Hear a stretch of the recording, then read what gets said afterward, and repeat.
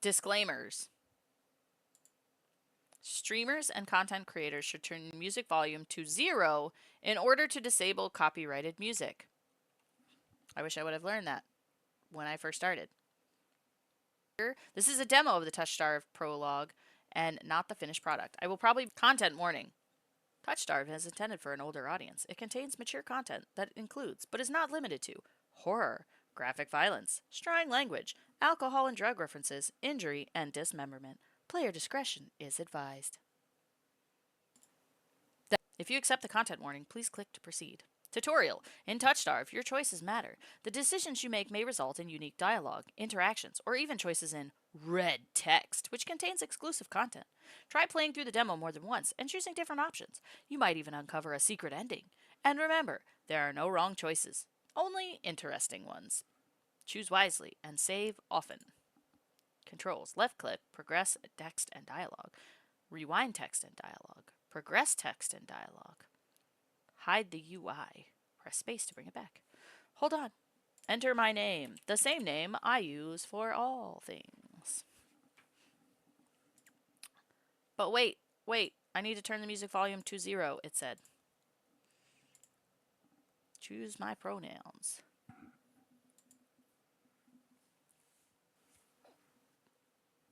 This world began to unravel long before you were born. It began with fogfall. Spectral mist bled from the seams where reality wore so thin it split. 2 a.m. till... From that fog emerged monsters. Inhuman beings with unnatural powers. You know, sometimes I have to catch myself. I'll notice that I'm like using my mouse to read along. I have to like move my mouse to the side. I swear I can read without it. Some possessed language and intellect. Others were mindless beasts driven by little more than desire to slaughter. As cities fell and unrest spread, humans united in their fear while monsters thrived in the chaos. And then there's you. It's like right there. It's like, Hooked on phonics worked for me, I swear.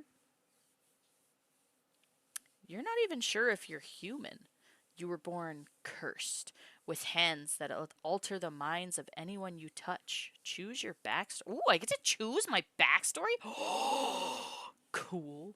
The unnamed. You were raised as an oracle in a remote temple. The priest claimed your touch bestowed enlightenment, but a visiting mage revealed your curse for what it is.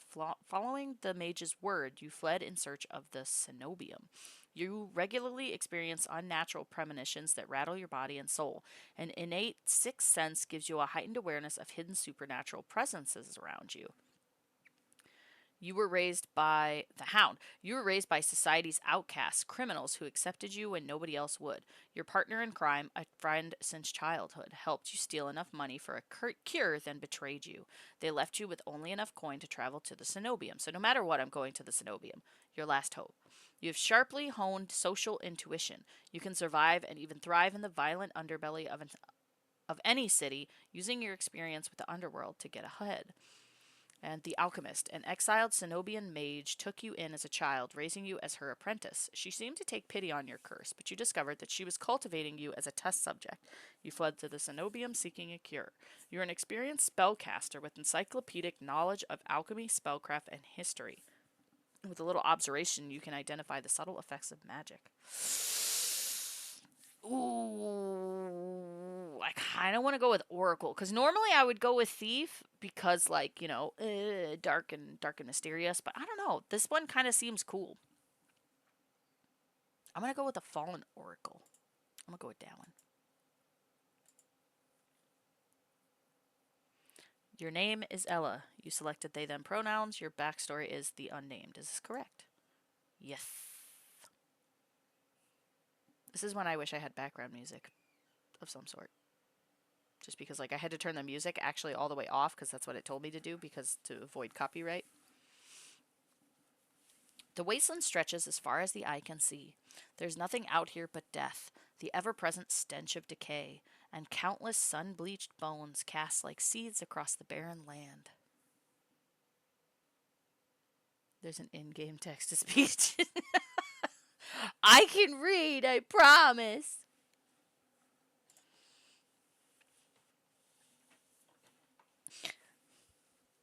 That's what I thought of doing for if I ever did like a like the extra scenes for Our Life. If I ever streamed that just straight to Discord, because I'm not reading that out loud. You out your mind. I'm not doing that kind of sound effects. Just pull up, something else and have the sound effects on standby. I could say death doesn't scare me, but to tell the truth, I'm desperate. It's been 2 weeks since I joined a caravan bound across the wastes. Finding a group that would accept me was a trial in itself. As rations grew sparse and my canteen ran dry, I began to despair. But then I saw it. Aridia, the city of knowledge, one of the last bastions of humanity left in the world and home to the famous academy called the Cenobium. Oh, so the Cenobium is academy. I thought it was like a city. All the world's knowledge gathered in one place. If there's anywhere I'll find a cure for my curse, it's there. All that stands between me and a cure is a final stretch of salt soaked wastes. Or so I think, until I see the first tendrils of fog snaking beneath the wagon. Is this fogfall? My stomach sinks at the very whisper of it. A silent storm more devastating than fire, dangerous in cities, but a death sentence beyond them. A thick blanket of fog engulfs us, smothering out the lantern's light. The wagon lurches to a stop. An eerie silence, heavy as the mist, falls over us. The only warning we get is a strangled scream. Stay back! No! The cry dissolves into a wet gurgling. I don't. Wait, hold on. Maybe I can do a wet gurgling. As I almost choke on my teeth. Oh, Jesus! Holy shit, that was loud! I'm glad I swallowed my tea! Then the wagon violently pitches to the side. I hit the ground hard, the air punched from my lungs. When I open my eyes, adrenaline lends sudden, awful clarity to the carnage around me. A trader I once shared bread with lies face down in the mud, their back reduced to long strings of torn muscle, gleaming gristle, and exposed bone. Bodies litter the wasteland. Oh, God. I try to rise, but my ankle explodes with pain so blinding, white blooms across my vision. Only when my eyes adjust do I see the dark shape in front of me. A soulless stoops over the twisted form of a caravaner. I freeze, but it swivels its head. A dozen bulging eyes twitch in my direction and blink as one. Thank you.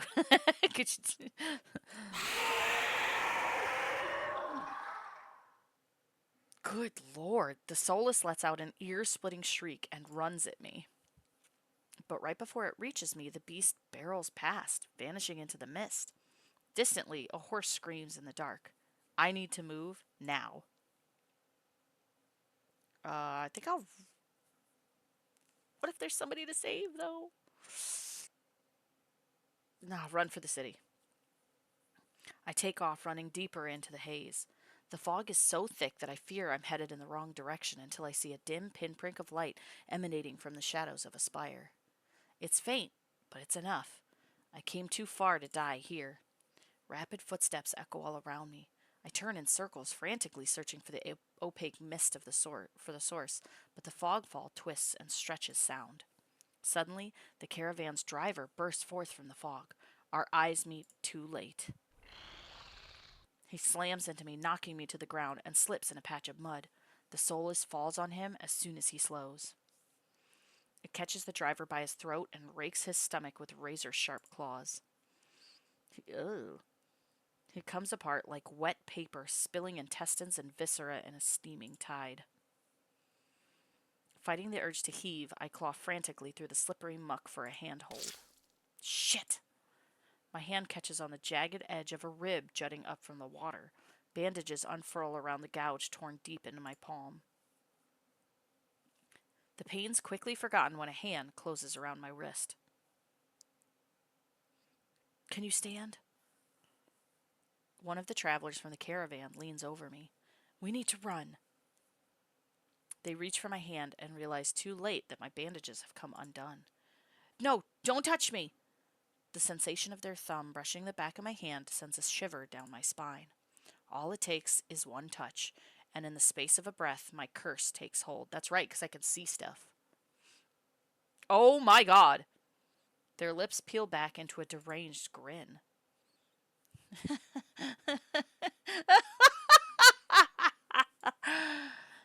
No, I've seen this face countless times before. This is my curse, madness of my own making. Their grip on my hand tightens until pain radiates from my knuckles. Let me go. Suddenly, clammy hands crush my throat, choking off my breath. Die!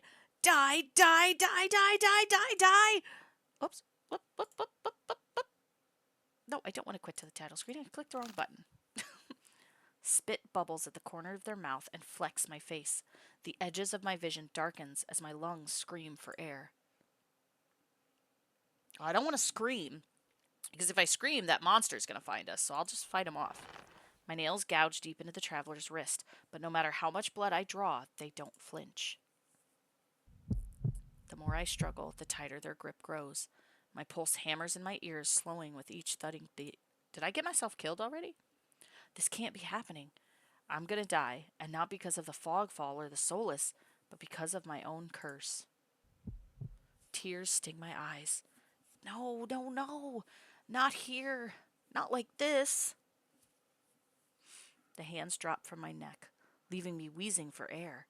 My lungs burn with each ragged cough. My vision clears, and the traveler's face takes shape, hovering inches from mine, lips still split in that macabre smile, even as blood seeps between their teeth.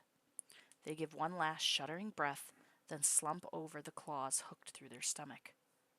Uh-oh. The soulless shoves the body aside, and the glowing eyes studying its leathery skin, thin as though grinning. There's a flash of claws. Reds spill across my vision. I thought there'd be pain, but as I sink into the murky water, all I can feel is the grit of silt filling my mouth and the icy embrace of shallow water. Distantly, I notice an arm resting among an outcrop of reeds. Mine, neatly severed at the elbow.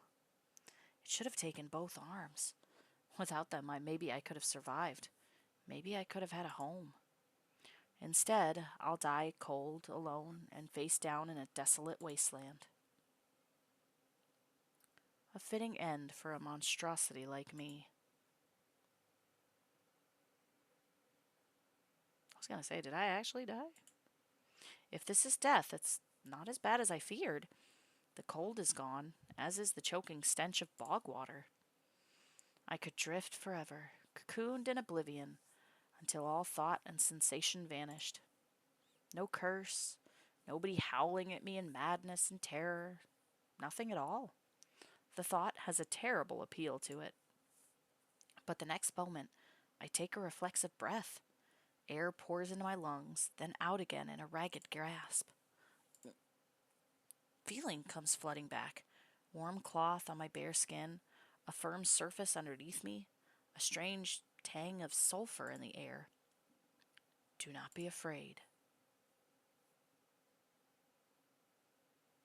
I twist my head towards the voice. Tears flood my bleary vision at the bright glow of lamplight. Try not to move. The voice is calm, steady, and commanding, but more importantly, it's a stranger's voice. One thought cuts through my mental fog. I have no idea who this is, and I'm completely at their mercy. Stay away from me. My words come out in a little more than a creaky whisper. I clamp my mouth shut, hating how weak and helpless I sound. No. No. Who the hell is this? I'm going to try and sit up.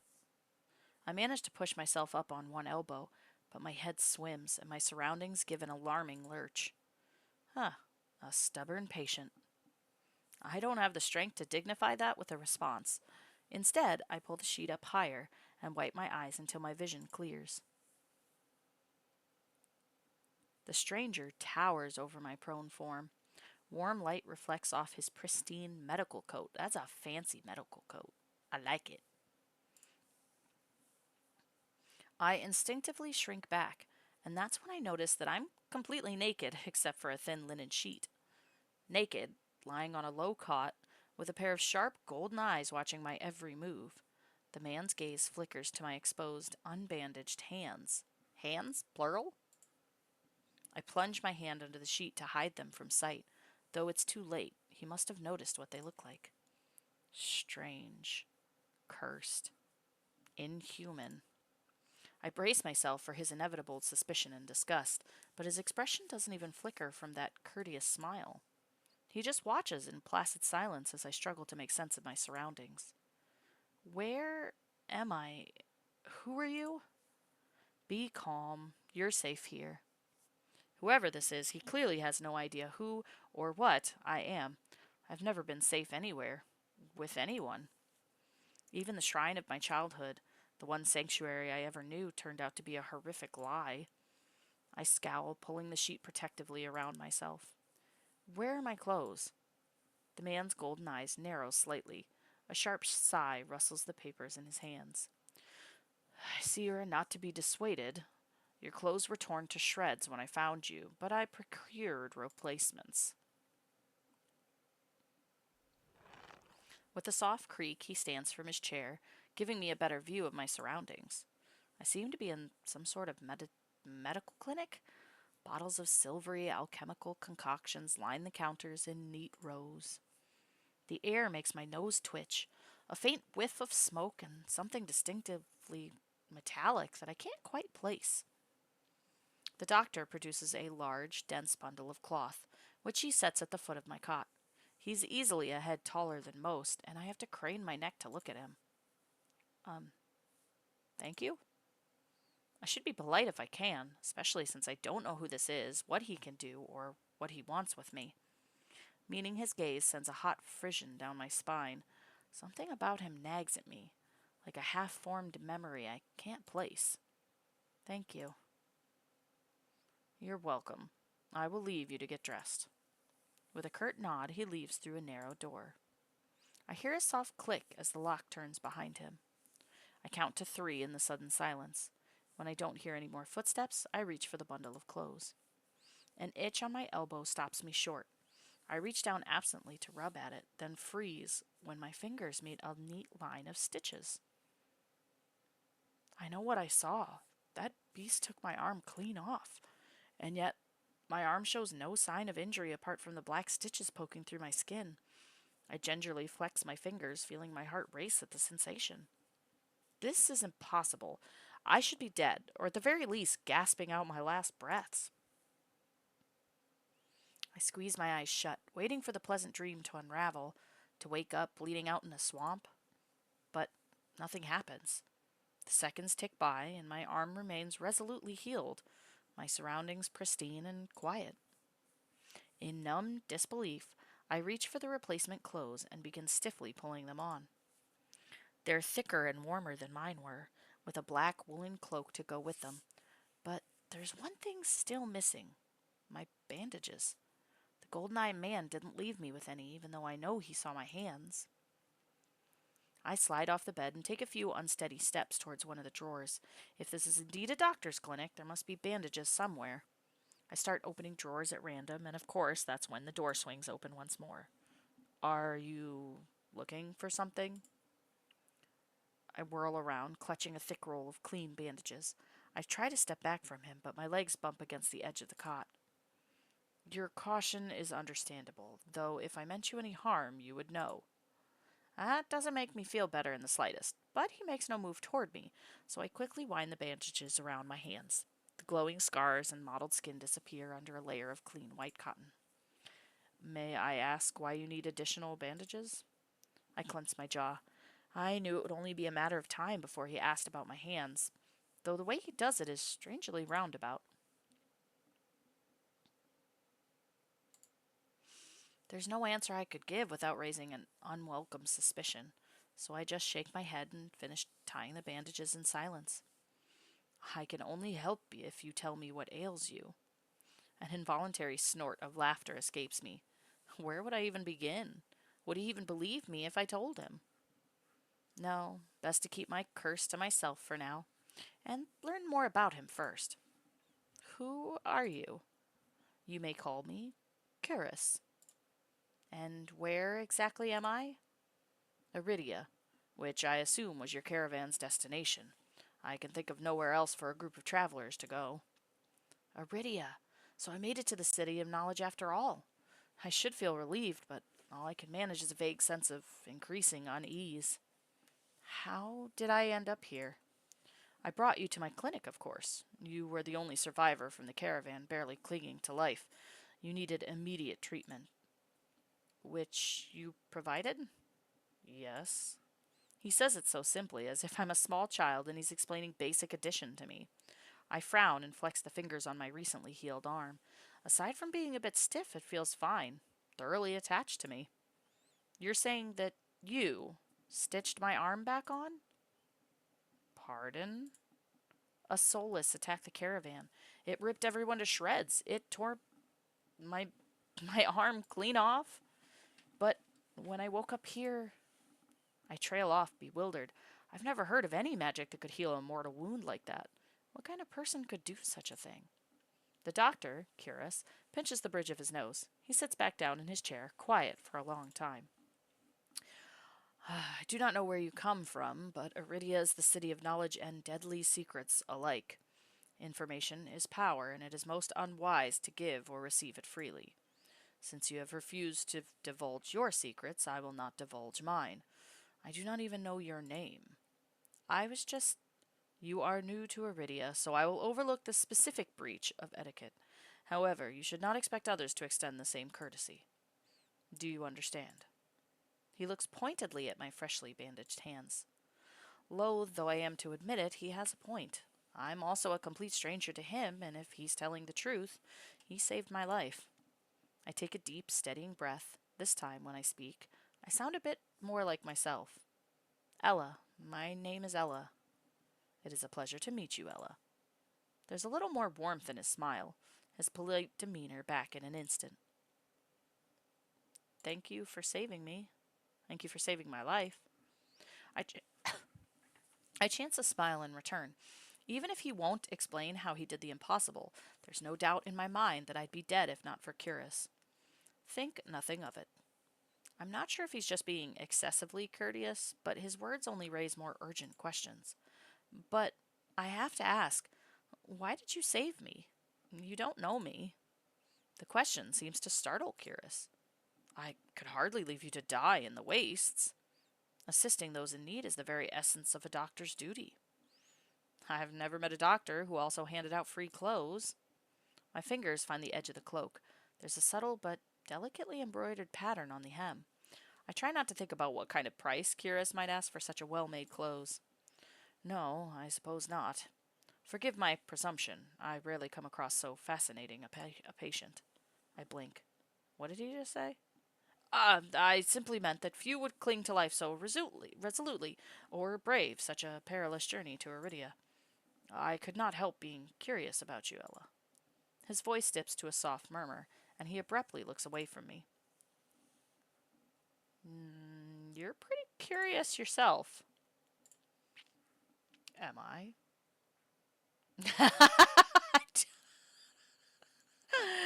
Apparently, he's a doctor who sewed my arm back on after it was completely ripped off, and his name is Curus.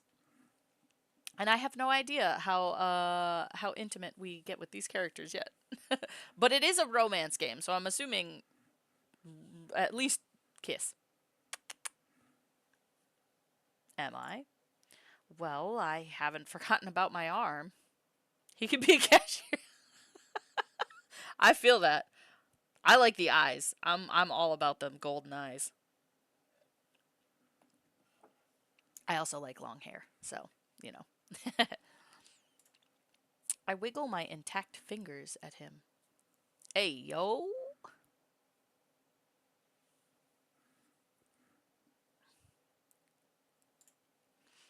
Clearly not.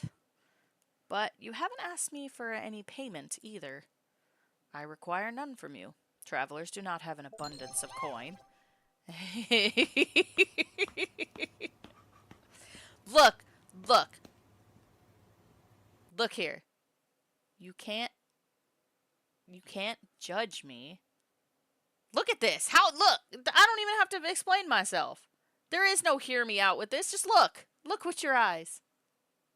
Look with your special eyes. I ain't explaining nothing. I got kisses. I'll give you kisses. I swear I make the same kiss sound at my dogs when I'm trying to get them to come to me. Each time when I come here, I am abused. You're abused. I'll show you abuse. The little kiss noises. Like I said, that's like the same way I call my dogs to come inside. Just multiple little kisses.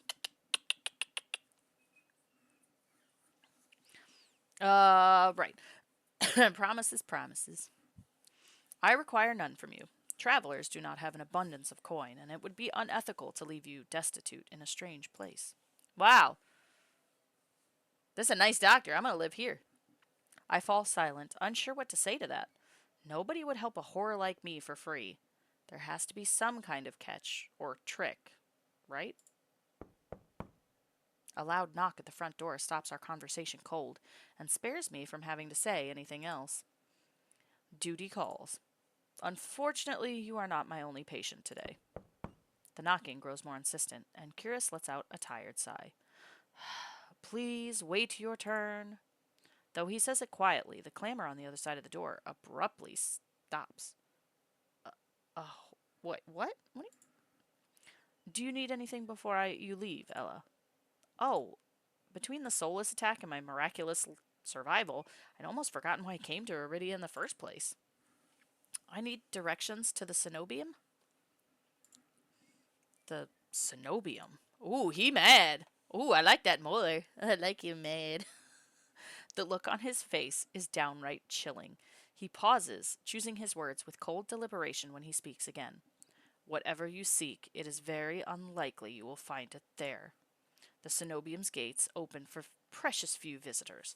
Even if they did, you would not like what you found inside. My heart sinks. Is he saying that I came all this way for nothing? Risk life and limb for nothing? No, that can't be. I've only just arrived, and Iridia is the largest city still standing. There has to be a cure for me here. Then, if not the cenobium, where would you suggest? Do you know anyone else in Iridia? I shake my head. Then I suggest a local guide. Head to the Wet Wick and ask for Leander. Excuse me? The Wet what? The Wet Wick. He sounds deeply unamused. Follow the postings advertising Leander's bloodhounds. They are difficult to miss. When you meet Leander, tell him I sent you. That isn't much to go on, but Curious points towards the clinic's back door. You will be safe as long as you do not draw attention to yourself. That's easier said than done. I've always been a magnet for the worst sort of attention. If you require my assistance, you may return whenever you wish. Though he's smiling, there's a note of finality in his voice. Resigned to my dismissal, I slip out the back door. He's got that wet wick. Help us, doctor. I'll wet his wick, if you know what I mean. Ayo. I'm sorry, that was terrible. I find myself standing in a narrow and rather gloomy... Ah, hey, stop it. Stop it. Unfollowed after that. I don't blame you. I find myself standing in a narrow and rather gloomy alley. With those birds chirping, it doesn't seem very gloomy. I pull the new cloak up and over my nose, stepping over the contents of chamber pots that have been emptied into the streets. Ew. Something weighs heavily inside one of my cloak's pockets. My coin purse. Everything is still inside, every last coin that I'd scraped together for the journey to Iridia. Doesn't even look like it was opened. There were so few coins to begin with, they probably weren't worth stealing. I glanced back at the clinic's closed door. Curious didn't take any payment. He didn't even ask for a future favor. But he also said that in Iridia, secrets are power. Does he expect me to give up mine at some point? It's not exactly a comforting thought. Still, no matter why he did it, Curious gave me a second chance and a lead on where I might find help. Oh my god, why? How? I can't believe you've done this. I don't know how long that's gonna take. I'd better. Money Oh, FPV asked me, how bad would Stratch a Cat wet this amazingly handsome husbando S. Wick? Oh, you think you can just stroll in here flashing that handsome husbando energy like you're ready to turn this place into a scene straight out of a wacky vor fetish fantasia. Stratch a Cat would probably get so fired up they'd turn into a rabid nipple, twisting toes on fire, butthole, whispering freak of nature, and wet that wick-like splash mountain on acid. I'll kill you with love, and then I'll love you sweetly. what the fuck was that? Oh my god! What even was that? I think he thought you were calling yourself the handsome husbando. My god. Joker, stop.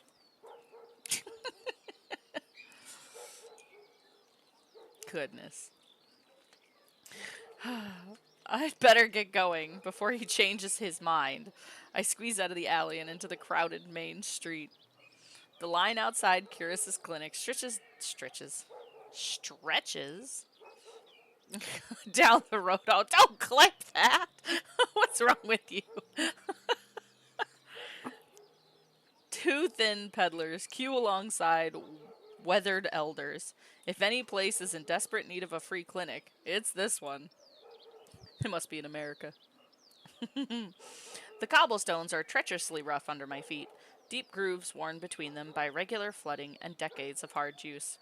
I knew Iridia was a river city, but I didn't expect it to look so eroded. The buildings are tired and dilapidated, all crammed together in narrow streets. And there's something else. A charge in the air, like the shift in pressure before a storm. Back to It's subtle, little more than a faint, persistent thrumming, but I can't seem to shake it. A child darts by, clutching something greasy wrapped in paper. The smell of fried food drifts over me. My stomach gives a faint gurgle. Speaking of, like, fried foods, I am so excited for fairs. I love fair food. It's so bad, but it's so good. Like those really thin fair fries. I'm hungry. Elephant ears. Yes. This morning's catch, fried up hot and fresh. Not too many eyeballs today. Huh? That sounds disgusting. But I'm starving, so I duck my head under the stall's grubby awning. A large fish leers up at me, its three bulging eyes still visible through the thick layer of crispy batter. The vendor gives me a gap-toothed grin.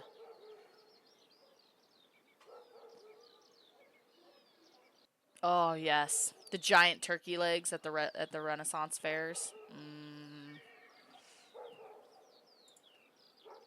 What's the cheapest thing you've got? The vendor points at a metal basket of what looks like long strips of savory fried dough. Fresh long, lads. 3 copper apiece. Don't burn your mouth. I take the coins out, counting them gingerly. At this rate, I might not even be able to afford dinner. Reluctantly, I drop the payment on the counter and take my meal. 2 streets later, I pass under a wrought iron archway adorned with dangling garlands of red and pink lilies. The buildings in this quarter are a dizzying riot of color, painted walls and tinted glass everywhere I look.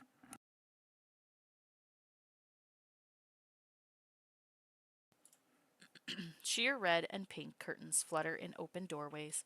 Musical voices call out invitingly. Incense mingles with the pungent scent of flowers, barely covering the salt and musk of warm bodies. Right, we're in like the red light district. That's where we are. This this must be Iridia's entertainment district. I'm polishing off my food and dusting the crumbs from my hands when I spot a poster. Yeah. See, I'm not a big fan of mac and cheese. I know it's like the worst thing like ever for me not to like mac and cheese, but it features the silhouette of a smiling man wearing a single dagger-like earring and the word Bloodhounds printed above his head. A motto, as above, so below, circles the artwork.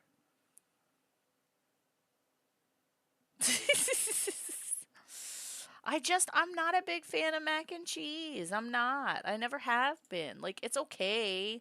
It's not like I'll eat it if somebody makes it and I'm at their house or something, like I'll eat it. It's just like not something that I would generally make for myself. Yes, we're in the red light district.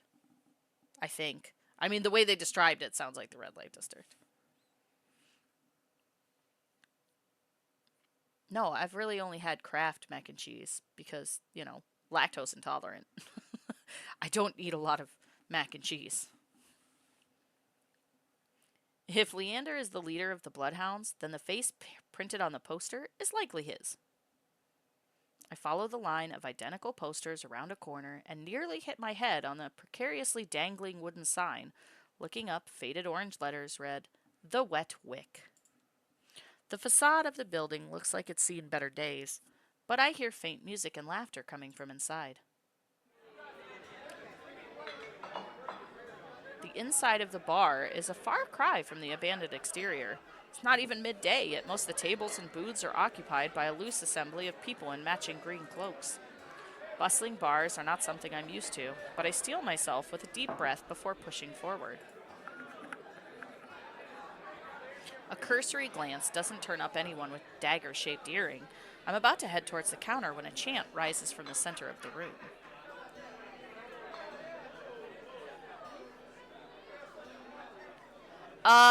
Certain ice cream. Certain ice cream I will have like a scoop. Like I literally, that's one of the things. If I go to like a place that has ice cream, like Baskin Robbins or something, I will ask for one scoop. And the one time, the guy heard me talking about being lactose intolerant. And he was like, "So let me ask you, do you actually want just one scoop of ice cream?" And I'm like, "Yes." And he's like, "Okay." He's like, "When you go to an ice cream place, you need to tell them that." He says, "Because to us, when somebody says one scoop, we're supposed to fill the cone and then put the one scoop on." He's like, "If you actually just want one single scoop of ice cream, like specify that." And I was like, "Okay, thank you." But yes, I like matcha ice cream, I like spumoni ice cream, and I like all pistachio. I'm not a big fan of chocolate. Like I'll eat vanilla, like a little bit of vanilla with like pie or something, like warm pie or like a warm brownie. But other than that, I don't really eat vanilla or chocolate that much. A cursory glance doesn't turn up anyone. Oh wait, I already read that. Show, show, show, show. Spumoni's good, but it's hard to find. The remaining green cloaks abandon the bar and their booths to rush towards the center of the room in a sudden torrent. There's no time to move out of the way. I'm caught, swept along in the ale-stenched current. Hey! Rhythmic chanting drowns out my voice. I thrash, throwing out my elbow as the press of bodies grows heavier. My hip knocks into a table. I grip it, holding on tight to steady myself, but the crowd has stilled. The chanting stopped.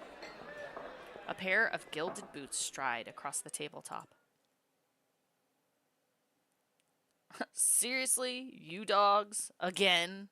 Scattered laughter and cheers rise from the audience. I drag my eyes upward. He reminds me of Jim Hawkins. And that was the first thought that came to my mind. A well-dressed man stands on the table in front of me, his broad shoulders framed by the thick lapels of a trench coat. Coffee's good. Coffee ice cream's good. This really is the last time, all right? This time, when he speaks, the audience falls silent, as though bewitched by his magnetic presence or rich, low voice. But nothing is as captivating as his smile. He beams at the crowd around him, a performer on his makeshift stage. Don't blink, or you'll miss it. He laughs, and the dagger-shaped earring dangling from his left ear catches the light in a flash of gold. It would seem I've found Leander. This dude is hot. All the dudes are going to be hot. It's a romance game. What do you expect? He raises his hand above the audience and snaps. A flash of pale green light, real magic, no ordinary stage trick, blinds me. Ooh. As the brilliance ebbs, my gaze refocuses on the magic towering above me. On the mage, sorry. He flicks his wrist and the magic spiraling around him coalesces. A delicate flower stem sprouts from between his pinched fingers. One by one, glowing lily petals spring forth. With a flourish, the mage presents the conjured flowers. The audience bursts into claps and cheers.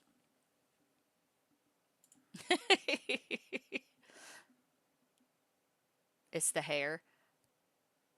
That is very much a 90s teen heartthrob hairstyle. I'm pretty sure JTT had this same hair at some point. A genuine magic show was the last thing I expected from a place called The Wet Wick. It's my dude, Jonathan Taylor Thomas.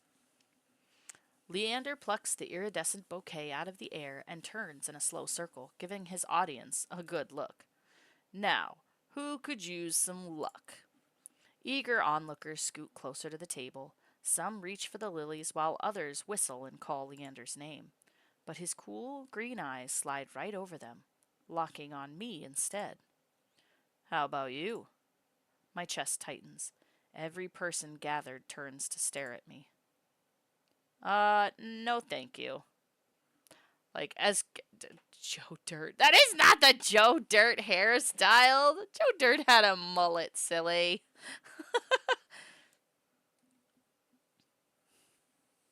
You want a mullet? Have a mullet.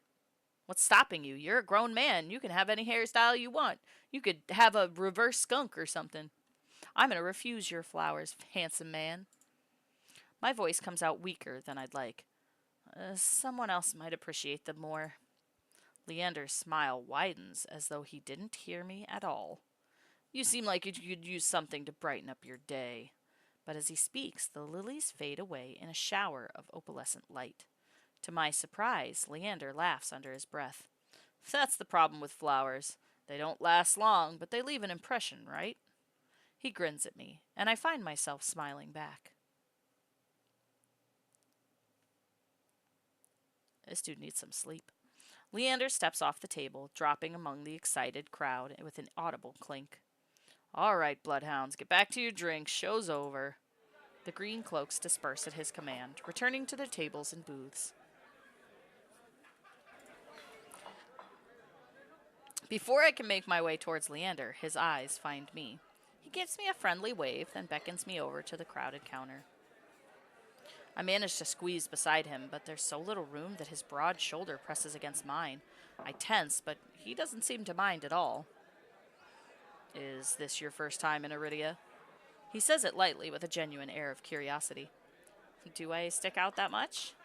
No, but I'm certain I'd remember seeing a face as lovely as yours around Lowtown. My eyes flicker to the polished countertop.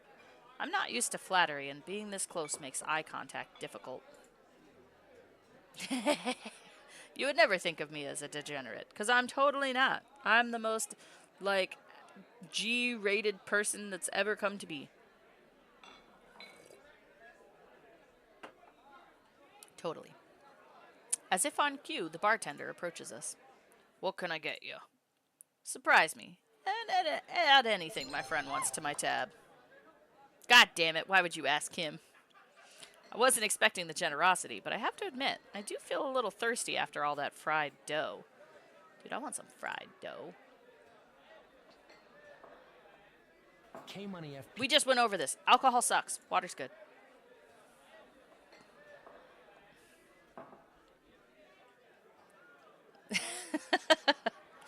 I mean, honestly, isn't most people when they go to a concert, whether it's for like autographs just to meet them or whatever other reason, honestly, water's fine.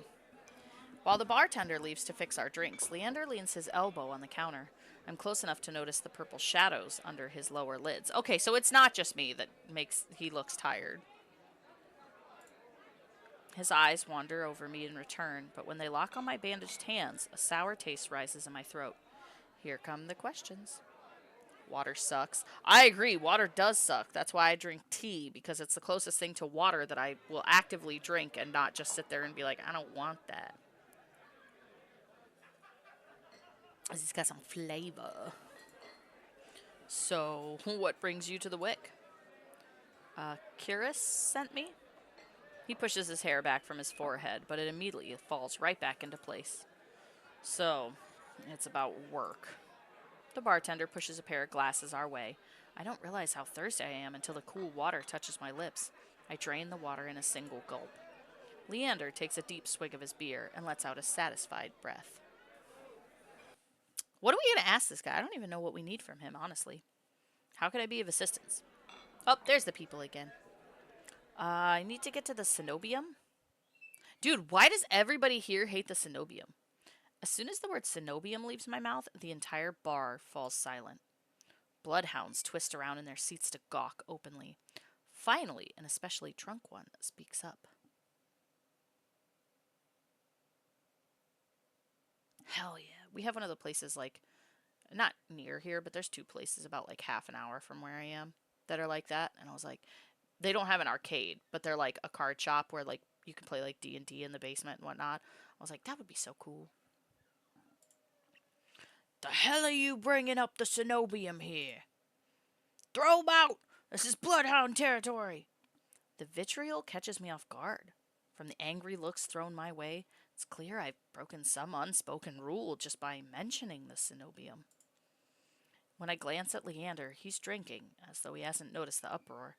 Only when he catches me looking does he lower his glass. For the love of... He drags a hand down his face. Hey, keep it down, will you? This is business. I tense, expecting an argument, but the outspoken bloodhounds silently return to their drinks. Only a handful continue to watch me warily. Sorry about them. The cenobium's a bit of a touchy subject in these parts. Mix in enough drinks and, well, you saw. How about we continue this outside?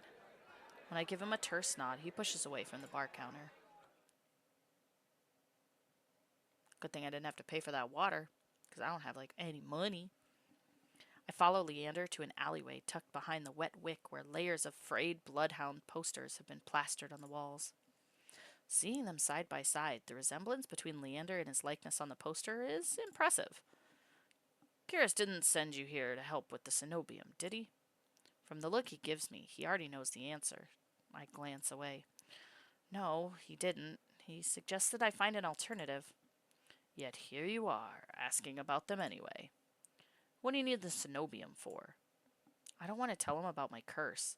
The less people know about my capabilities, the better. Thankfully, Leander takes my reluctant silence as an answer. Well, I see you're already aware of the city's currency. Information's worth its weight in gold here. Kiris told you the truth. The cenobium's dangerous. Get on their bad side and they'll imprison you if you're lucky, or torture you if you're not. But the cenobium's supposed to be a place of learning, a sanctuary. The cenobium has always been heralded as the last bastion of human knowledge, a shining beacon of hope in a world steeped in nightmares. If any place held answers, it would be the cenobium. That's why I came here. That's what they want you to think, but things that seem too good to be true are often just that. Such a simple statement, and yet it leaves me reeling. If it's true, if I staked everything on a lie, then what now? Leander clears his throat. But, as I always say, there's solutions to every problem, and alternatives to every solution. He claps his hand and turns to me with a brilliant smile. That's why Kiris pointed you to the bloodhounds. Let us help you. Whether it's hunting soulless, finding people, or recovering stolen valuables, we can do it all. and free of charge. I'm shaking my head before he's even finished his practice speech. My patience is wearing dangerously thin. Listen, I appreciate the offer, but my problem can't be solved by a group of good Samaritans. To my chagrin, Leander nods slowly. Then your problem must be fairly serious. And if the cenobium's your first choice, you're searching for a magical solution, aren't you? When my eyes widen, he nods along, as though he suspected all along. I'd be happy to help you out. That is, if you'll tell me what ails you. Leander might not work for the cenobium, but he is a mage, and a powerful one at that, if his demonstration earlier is any indication. I'm silent, plagued by indecision. I don't know if I can trust him, but it's not like I have any alternatives. Oh my goodness.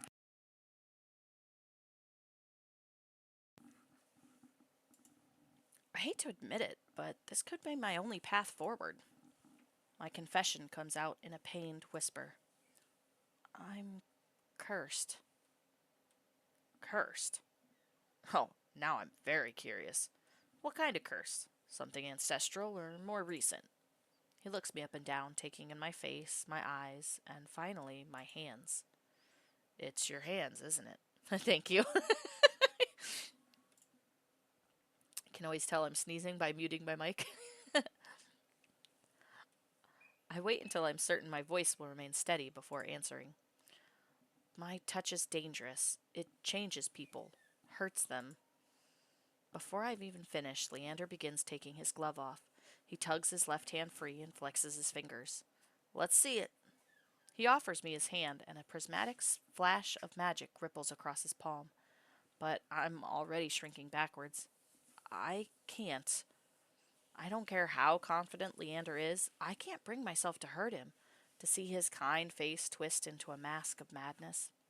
Believe me, this isn't an ordinary curse. I'll be fine.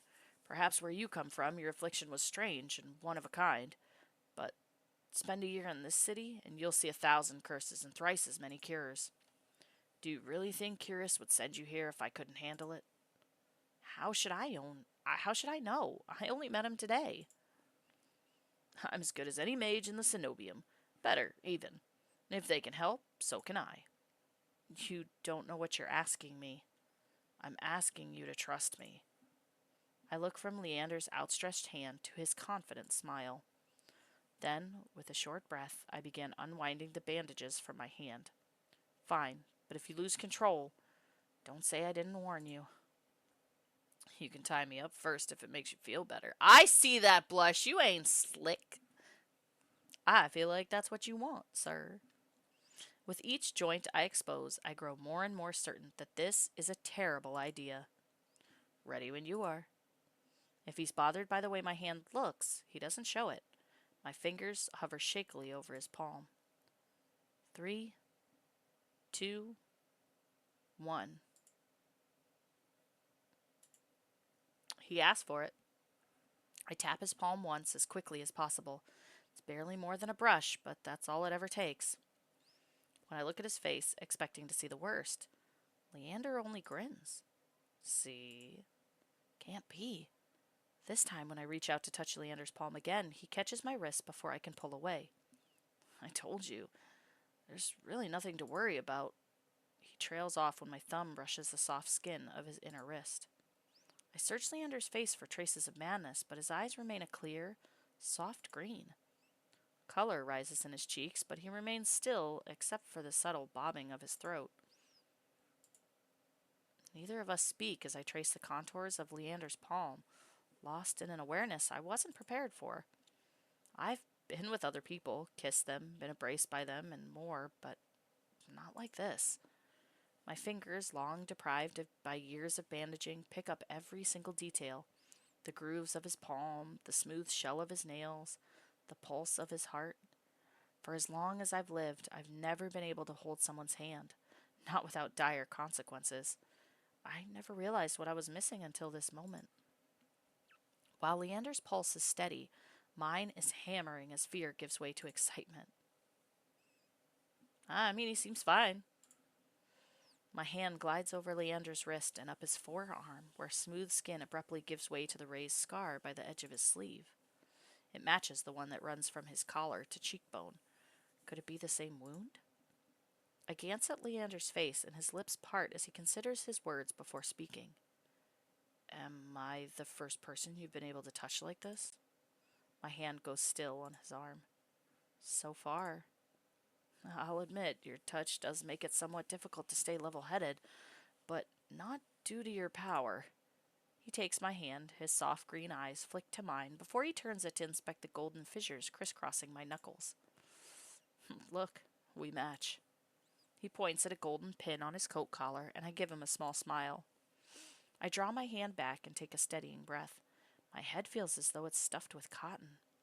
Habit alone guides me through the motions of rewrapping my hand, although my fingers tremble too much for the bandages to lie flat. I can't believe that worked. May I ask your name? I'm Ella. You were right to hide this from me, Ella. That curse of yours. It's unlike anything I've ever dealt with. I can tell you're discreet, but you'd best not go showing that off to anyone else. I didn't plan on it. Are you staying in Lowtown? I pause. Room and board was something I hadn't yet considered. I don't know. Let's get you properly settled then. He's a nice guy. We like him so far. The wet wick is noticeably quieter. Without their leader, most of the bloodhounds have dispersed, or in a few cases, fallen asleep beside their drinks. Got any room left, or did my light grab them all to sleep it off? The bartender, who I now realize doubles as an innkeeper, slides a key onto the counter. You know, I always keep the corner room open for your escapades. Oh, excuse me? Leander's laugh sounds slightly strained. And I always appreciate it, but you're mistaken. This is just for my friend, Ella. Sure, sure. Stay as long as you like. You two have fun. Escapades, huh? Leander clears his throat, then holds the key out to me. But I hesitate. My coin purse barely holds enough for a day's worth of meals, let alone a room. How much do I owe you? Nothing. Bloodhound rates. My treat, since you shared your secret. Food, drink, a warm bed, anything you need. Carefully, I take the key from him. It's small, but weighs heavy in my palm. I never expected to have a warm bed in Iridia, let alone free meals. Thank you? Go explore, Ella. You'll find many roads in Iridia, each leading to different answers. But if you need a reprieve from what haunts you, come find me. Just be careful. I nod, taking one last look at the gleaming bronze key before tucking it into the pocket of my cloak for safekeeping. Leander gives me one last friendly wave before I depart. The air clings, sodden and heavy. Without the morning crowd, the sunless streets look barren and bleak. Even the peddlers are long gone. Only a pair of crows remain quibbling over stale crusts in a gutter. I feel a ridiculous pain of envy. At least they've got a reason to fight. I've never felt so lost. Curious and Leander both made it clear that the cenobium can't be trusted. But I came so far, endured so much. I need to see the cenobium for myself, if only to satisfy my curiosity. I should have asked someone at the bar for directions before leaving. I'm about to turn back when a shadow passes over me. A cloud, I think, until a puff of hot breath tickles the back of my neck. The shadow runs down the street in rivulets. Formless dark spreads like ink into blotted shapes. Claws stretch. A muzzle splits open to reveal long, jagged teeth. A growl rumbles so low and deep I feel it. I want to run, to scream, but I feel trapped, as though the slightest movement or a single breath will snap the jaws around me shut. No, I won't let it end like this. If I'm gonna die, I want to see what got me first. I steel myself, then turn. The shadow vanishes as quickly as it came. I'm left standing in the middle of the street, alone except for a figure reclining in the shade of a nearby stoop. Whoa! A monster. That much is clear from a glance. One that could nearly be mistaken for human were it not for the tufted ears, the tail curled around his ankle. or the dusk pink eyes with pupils that sharpen like needles when they fall on me. Our eyes meet, and the monster uncrosses his long legs. His hair gleams a shade of red that reminds me unsettlingly of blood where it curls around his collared throat. Jumpy, aren't you? His tone is so light and carefree that I glance over my shoulder to make sure he's speaking to me. When I look back, the stranger props his chin on his knuckles and regards me with an inscrutable little smile. Didn't you see that shadow just now? It was massive, moved like a beast. Even as I speak, I'm aware of how ridiculous I must sound, but the stranger's smile doesn't falter. The only beasts I've seen are the Wicks drooling regulars, though this did catch my eye. Oh, bitch, you stole my key! With a flourish of his hand, my in-room key appears dangling from his finger, turns on its chain, glittering when it catches the light. My hands fly to my cloak's pocket and, sure enough, find them flat. He crooks his finger, beckoning. I've already taken 2 steps forward before some stifled instinct stops me. Something feels wrong. I'm still on the edge, thrumming with so much adrenaline that the stranger's shadow flickers at the edges of my vision. I always attract the worst kind of attention, but I can't get rattled now. Oh, where did you find it? How'd you even find it? The key, I mean. Well, what can I say? I'm a sucker for shiny things. He smiled wide enough to reveal pointed canines. I saw you drop it. You really should be more careful. City like this, somebody might take advantage. A bald-faced lie, said without a hint of irony. There's no way I dropped that key, but I can't think of an explanation for how it went from my pocket to his hand. I approach the man, careful to keep an arm's length away. He doesn't look dangerous, but the most deadly ones never do. The stranger's chain softly clinks with the tilt of his head, and his ears flick. Keeping your distance? I'd be stupid to trust you. You think I stole your dinky little key? From all the way over here? He gives an exaggerated sigh. I'm good with my hands, but not that good. Do I really look like a common thief to you? He's got me there. The sheer fabric of his sleeve alone would be too expensive for most street thieves. Hell, his shoes look like they cost more than I spent traveling here. And then there's the shop behind me. No matter the city, parted pink curtains only ever mean one thing. I'm not looking to buy, and I doubt I could afford your services anyway. Yes. The best part about having hardwood floors, and I wear socks all the time, is slip sliding. Slide everywhere. Luckily for you, I don't charge. What?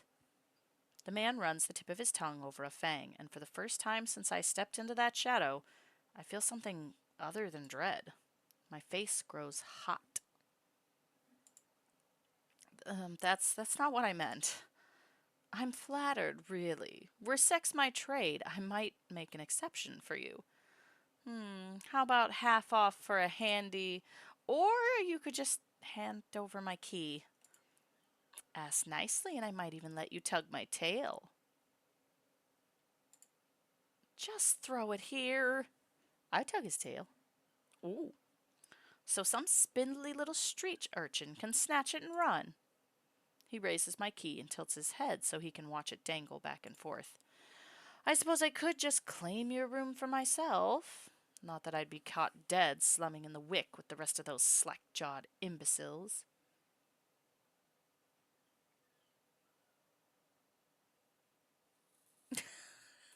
Enjoy your tug his tail, not tongue it. Tug.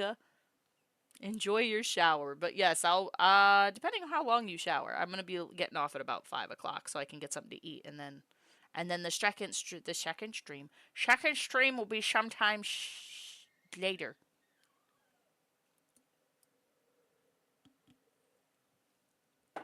Hey man, if he gives me the choice to tug his tail, I might. He's hot. I like it.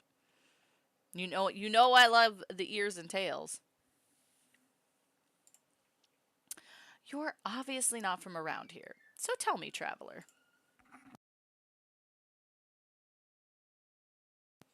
what misfortune brought you to this wretched place? His voice practically drips with derision. I'm not telling you anything. Mm. What could have possibly drawn you to this dreary little peg pen, I wonder? He listlessly watches the arc of my key swinging around his finger. The weather's shit, the food's dreck, and there's entirely too many monsters for a human to feel safe. Unless. Dagger's sharp eyes flick towards me. They gleam with amusement. Unless you're just dying to consort with monsters? By now, my embarrassment has worn away, leaving simmering impatience in its place. If this is a shakedown, it's the most frustrating one I've ever heard of. Oh, hell yeah, I'm flirting back.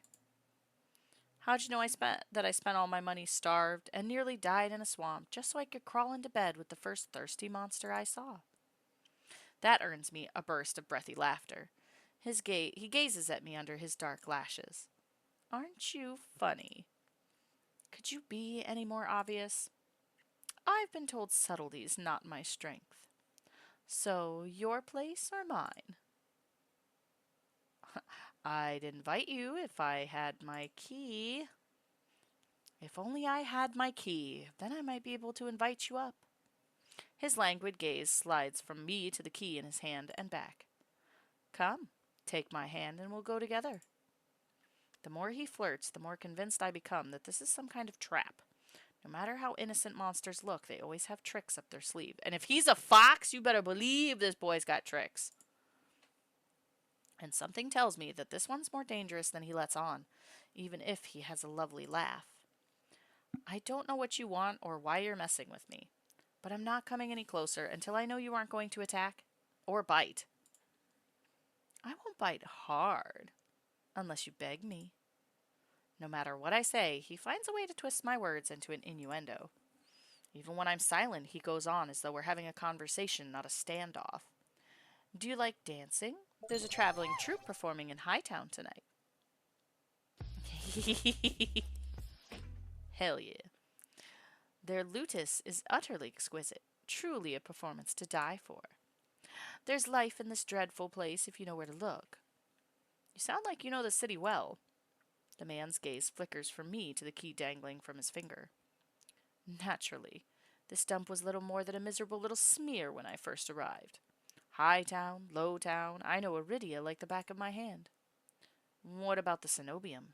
Do you know where that is? His smile vanishes. Surely you've seen it.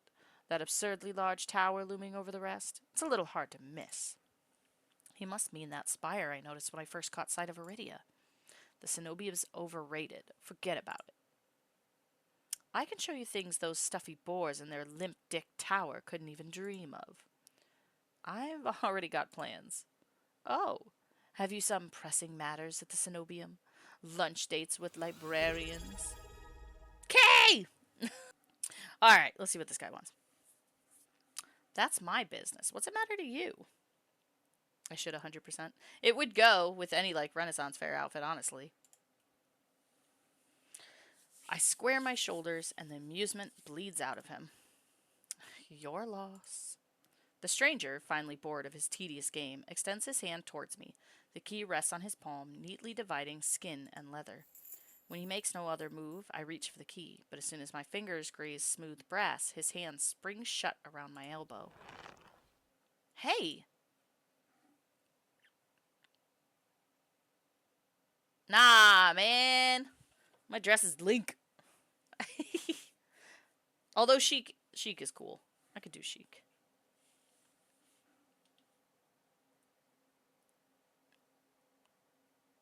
I still have to get this year's cosplay stuff done. And it's simple, too. I'm behind. He yanks me down and I stagger, my soul slipping on the steps.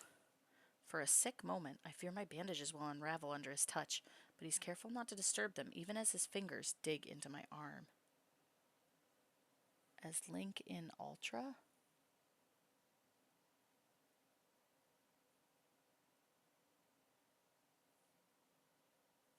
I don't think I know Link in Ultra what.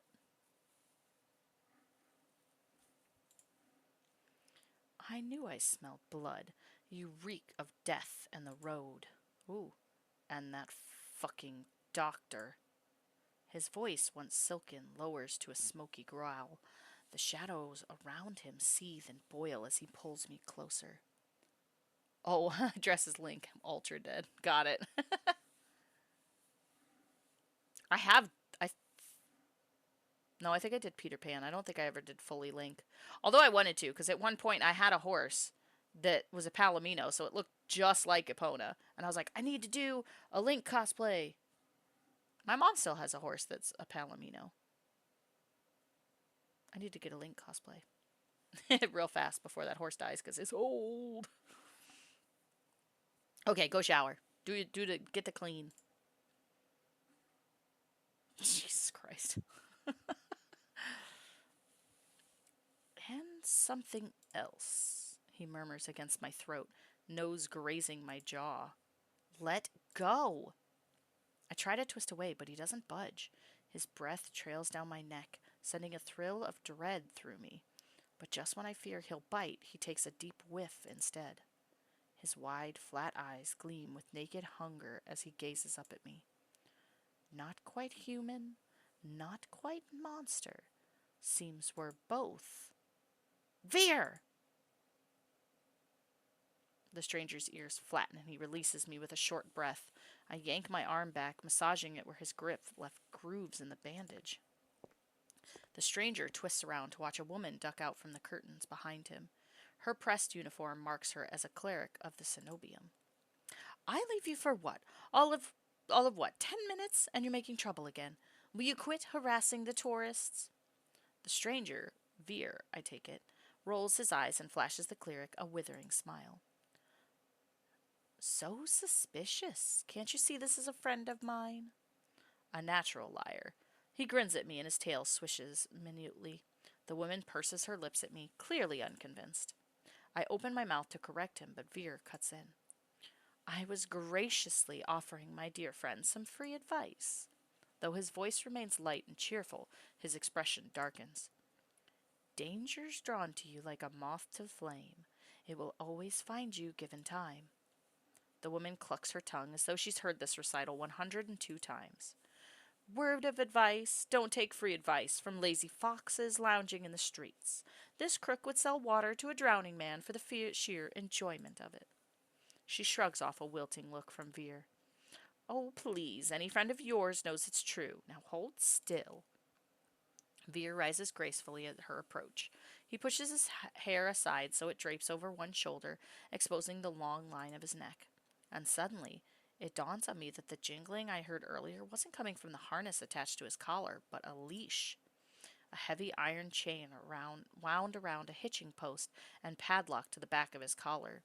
Veer posed deliberately to hide his leash from me. The woman produces a key ring from her pocket. She rifles through a dozen identical keys before selecting one and slotting it into the lock.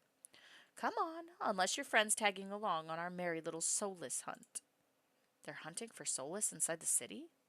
Words momentarily fail me.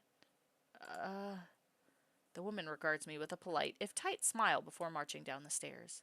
Veer lingers. He stretches his arms over his head with a yawn, and I try not to stare at the way his stomach flattens when he arches his back.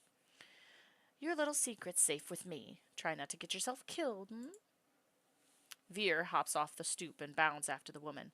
His tail sways merrily as though he hadn't just lied and threatened me. Did you try that thing I mentioned? The Leventian knot? That the one where you take 3 fingers and... Actually, don't tell me. Knowing you, it's disgusting. Veer's airy laughter echoes down the street. It's only after he and the cleric have vanished from sight that I realize I'm still missing something. Wait!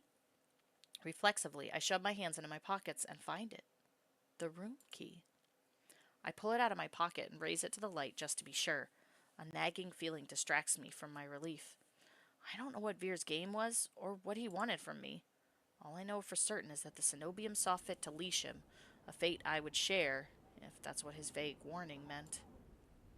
I let my eyes drift skyward, past the lanterns gently swaying in the breeze to the cenobium faintly visible through the haze. Just one glimpse is all I need, then I can put this all behind me. This time, the key goes into my coin purse for safekeeping. It's easy enough to follow the sluggish river that splits Iridia in two. A colossal bridge arches over the dark water below. I cross as quickly as I can, climbing ever uphill toward the distant tower. Hours later, legs aching, sweat beading on my forehead, I finally find what I was searching for: the subnobium of the luminous void. It stands at the highest point of Iridia, surrounded by cold white walls. Well-dressed people stroll down the walkways, paying no attention to the massive tower in their midst. I'm the only one standing before the gates. I crane my neck up and up until the top of the Senonium tower disappears into the clouds overhead. My stomach gives an uneasy lurch. Though far grander than the humble shrine of my youth, the cenobium gives the impression of being gilded birdcage. Knocking seems like a terrible idea, but I don't see any other way of making my presence known. I'm halfway up the steps when something moves in my peripheral vision. A shadowy figure crouches beneath one of the white walls. They reach out and tug on a vine as if testing its strength. Oi! You there! The shadow vanishes as quickly as I spotted it, and a gaunt-faced man in a crisp charcoal uniform marches up the steps towards me. Ugh, another tourist. Get out of here, you're done gawking. A dismissive wave accompanies his equally dismissive words, and he turns on his heel without even waiting for an answer from me. I look back at where I saw the intruder, but there's nothing, just the leaves blowing gently in a cool breeze. I step away from the gates, hopelessness washing over me. Hello. A whisper so close I can feel the warm brush of breath on my skin. I instinctively jerk away, but there's no one beside me. Halfway down the staircase, I spot a woman swaying in the breeze. She's gaunt as a rail, her blouse moth-eaten. I'm unable to take my eyes off her, not because of the way she smiles a little too widely, or the way her tousled braids look unbrushed for days, but because her eyes shine a vibrant, unnatural crimson. I'm both entranced and unsettled by their subtle glow. These days, you'd need a miracle to get in there. I'm unsure how to respond, or if I even should. Her gaze is uncomfortably fixed on me, heavy as lead. After the experience I've just had, I'm not too keen on indulging strangers with small talk. Despite my silence, she maintains her unflinching stare and smile. Lucky for you, I have miracles for free. Whatever she's selling, I'm not interested. My words come out in a tired breath. No thanks. I start down the stairs, but she abruptly steps into my path.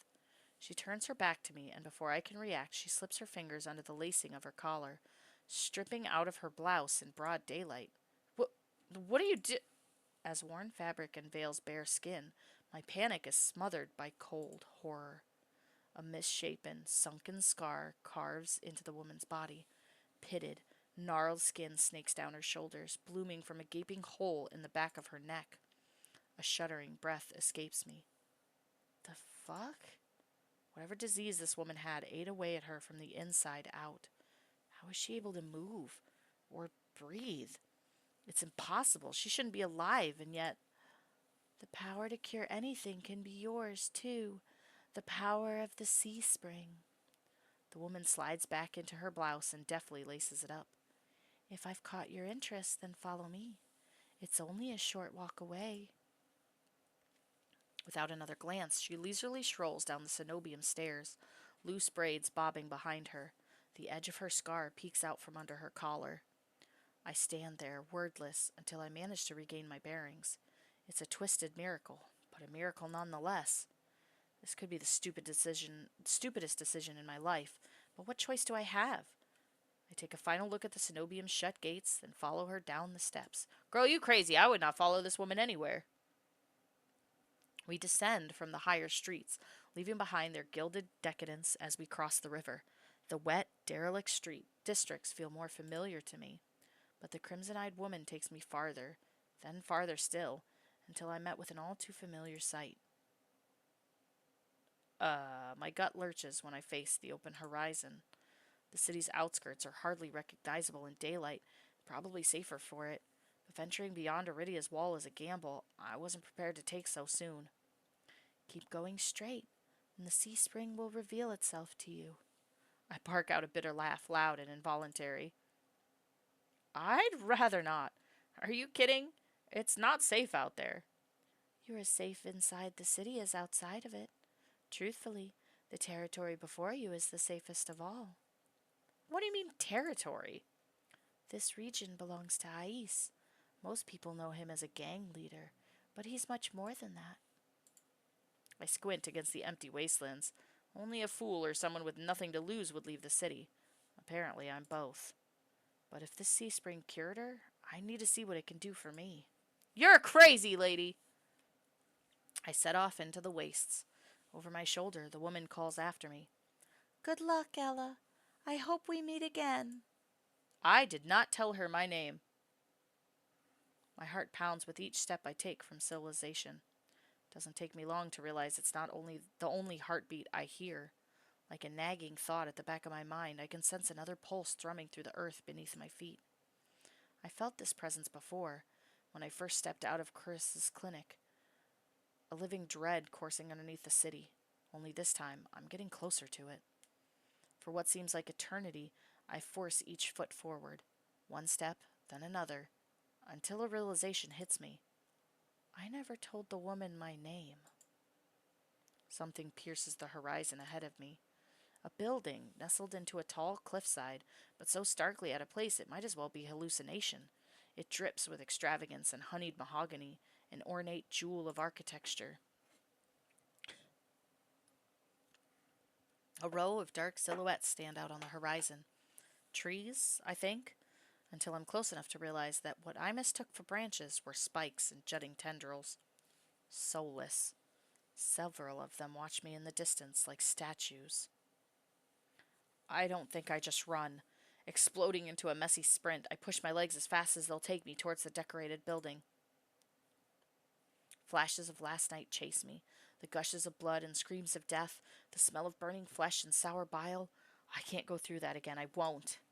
The next thing I know, I'm dashing up wooden stairs and crashing through towering double doors.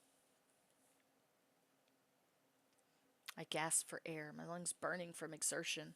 I'm desperate to be safe, but when I process my surroundings, it's more hellscape than sanctuary. Blood flows all around me, overwhelming my vision with a lurid, unholy red. Instinctively, my hand leaps to my mouth, but the rotten stench of blood never comes. Instead, a smoky scent hangs in the air, sharp and spiced. I swallow thickly, convincing myself that it's not as gruesome as it appears. This has to be the sea spring, the place that grants miracles. Pulling my eyes away from the pool, I take in the rest of my environment. Tall pillars flank me, blanketed in written notes. Seating pillows scatter the floor. A rustic kettle sits nearby. Someone must live here, despite how eerily empty it is. Hello? Is anyone here? My voice echoes across the cavern without response. I approach the paper-covered pillars. Maybe something here can tell me more. I reach for the topmost? I reach for a note that's higher up. It reads, No one will read this, but it's not for anyone else. This is evidence I existed in this rotten, grim world. Even so, I wish I could have stayed longer. The bog girl will be lonely without me. I should have told her how I... The rest is scratched out. I wonder who wrote this. Before I can ponder it further, a sharp chill runs down my spine. Something's watching me. I quickly set the note back, my eyes darting around the wooden deck, but it's still empty. Vacant. Finally, I look toward the sea spring. That stillness hides something deeper. Something wrong. Something familiar? It's watching me. Hey. I spin around and come face to face with a pack of soulless. They chitter and growl, tendrils and spikes flaring threateningly, all different sizes and species but sharing one identical trait, glowing crimson eyes. I try to back away, but my heel teeters over the sea spring. I'm cornered. Watch your step. It's deeper than it looks. That voice again. At the sound of it, the soulless freeze, their snarls quieting. I search for the voice's source and find it above me, lounging in the rafters. You look lost, little sparrow. His gaze is a violent crimson, one that sears through me, leaves me feeling raw and exposed. They're the same eyes I've seen over and over. First with the scarred woman, now with the soulless circling me, all bound by the sea spring's blood red. In the shroud of darkness behind him, shapes like massive tentacles twist and coil around the wooden beams. I can't focus. The soulless growls ring in my ears. They're not advancing, but that could change at any second. Panic rises in my throat as I struggle to track them. Hey! Eyes on me. My stomach rolls as I tear my eyes away from the soulless. Don't ignore someone who's talking to you. It's not polite. For a moment, anger knocks my fear aside. Who is this bastard? I'm kinda distracted by the soulless about to maul me. Only on my command. I like how it said bastard up there. I scan the soulless again. They really aren't attacking. Posturing more than anything else. You tamed them? Power of the sea spring. They're hungry, so they might bite. You could give me a reason to stop them. How about I didn't do anything wrong? Trespassing. And that's punishable by death? He gives a non-committal shrug. I called out earlier to see if anyone was here. Were we supposed to play hide and seek? Didn't hear you. My voice stops in my throat. This man's terse coolness is both infuriating and terrifying. I rack my brain for a way to defuse the situation. Tell me what you want.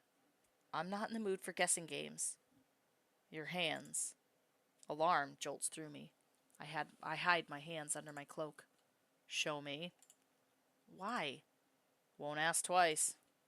With a sharp huff, I reluctantly hold out my bandaged hands. Are you getting off on this? Unwrap 'em. Heat rushes to my face and fire to my tongue. Should give him a piece of my mind, but not when his soulless or one command from ripping me to shreds. Yet, no matter how much I will myself to move, my body is frozen in place. I stand there for a long, agonizing minute. My hands are trembling when I finally raise them. I know the skin beneath the wrappings all too well, the hideous, unnatural flesh I've grown to despise. I grip the edge of the bandages. Stop. With a weary sigh, the man slides off the beam and lands with a thud that shakes the panels underfoot. He's a monster with an imposing figure that towers over me. I couldn't tell how tall he was before, but he's big. Illuminated by lantern light, his features are stronger, sharper. Subtle clinks of metal accompany each of his footsteps. The closer he gets to me, the faster my heart hitches. What does he want? Is he gonna kill me? I step backwards and find nothing to set my foot on. I'd forgotten my back was to the sea spring. I fall, right before a warm hand catches my lower back. I'm hovering above the sea spring, the scent of smoke and leather enveloping me. Blazing crimson eyes bore into mine. Told you to watch your step. I'm too stunned to muster a response. Like I weigh nothing, he guides me back to solid ground and steps back. Following a settled gesture from his fingers, the soulless around us disperse and relax. The shift in their demeanor is so abrupt it gives me whiplash. The enormous tentacles are no longer in the rafters, though now I doubt I ever saw them at all. Either way, I exhale a breath of relief. Thanks.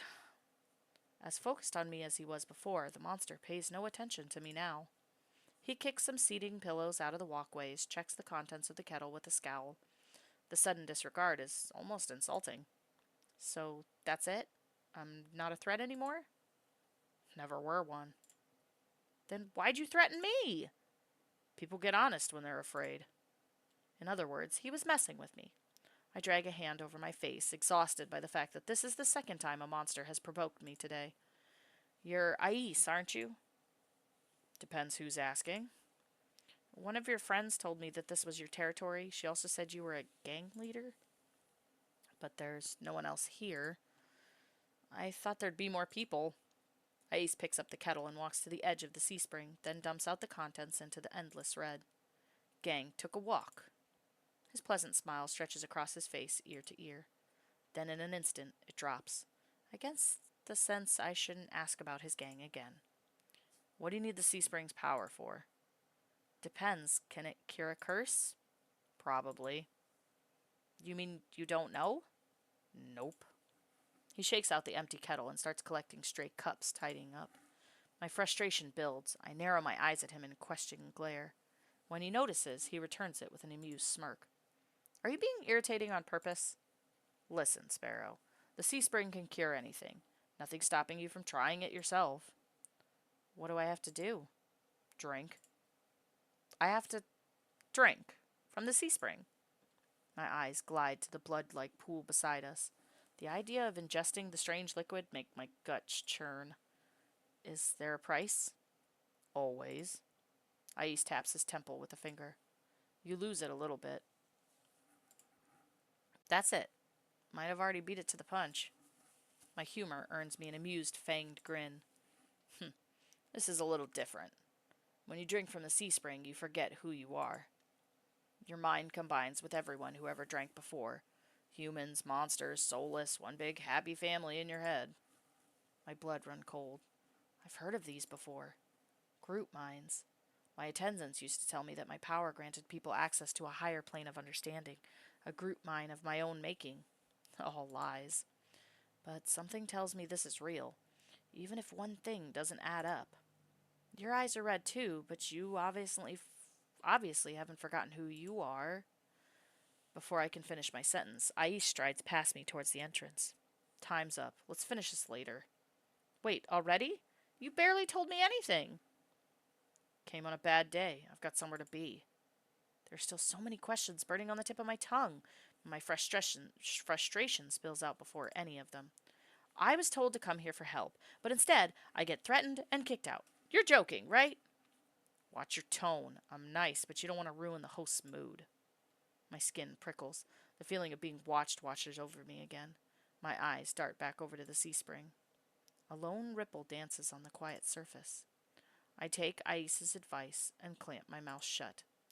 Ais approaches a nearby soulless, a lanky, dog-like one with 6 legs and a crown of tendrils. Several sets of crimson eyes adorn its sides. Its forked tail wags rapidly when Ais squats beside it. He runs his finger through the tendrils, scratches its chin, and pats its head. A gentle smile plays across Ais's lips. The affection he holds for the soulless is painfully clear. I dip my eyes away, my stomach fluttering at the tender sight. It's getting dark out, so this pretty girl will guide you back. Following a short whistle from Ais's lips, it trots over to the entrance, obediently, tail swaying. I watch the soulless warily.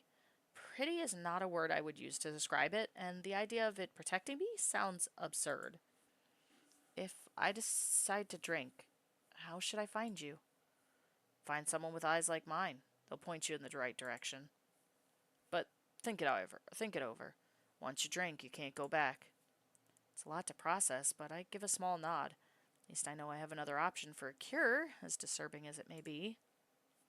I follow the soulless at a measured distance and watch it nudge the giant doors open with ease. When I'm about to cross the threshold, I sneak one last glance behind me. My heart skips when I meet Ais's eyes. I'm about to snap my head away, but he just flashes me an easy smile. Till next time, Sparrow. I'll buy you a drink for scaring you. I don't trust myself to do anything but respond with a curt nod. Outside, more crimson-eyed soulless scuttle about. It's hard to believe it's the same threatening pack from before. They chase each other in circles, roll around in the bog's mud. They pay no attention to me as the dog-like one escorts me away. It's an uneventful trip. Sometimes the soulless looks over its shoulder at me to make sure I'm still following.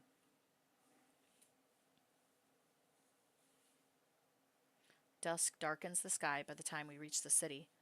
I can't sense that massive heartbeat anymore. Maybe it was all in my head? The soulless sits and looks at me expectantly with familiar crimson eyes.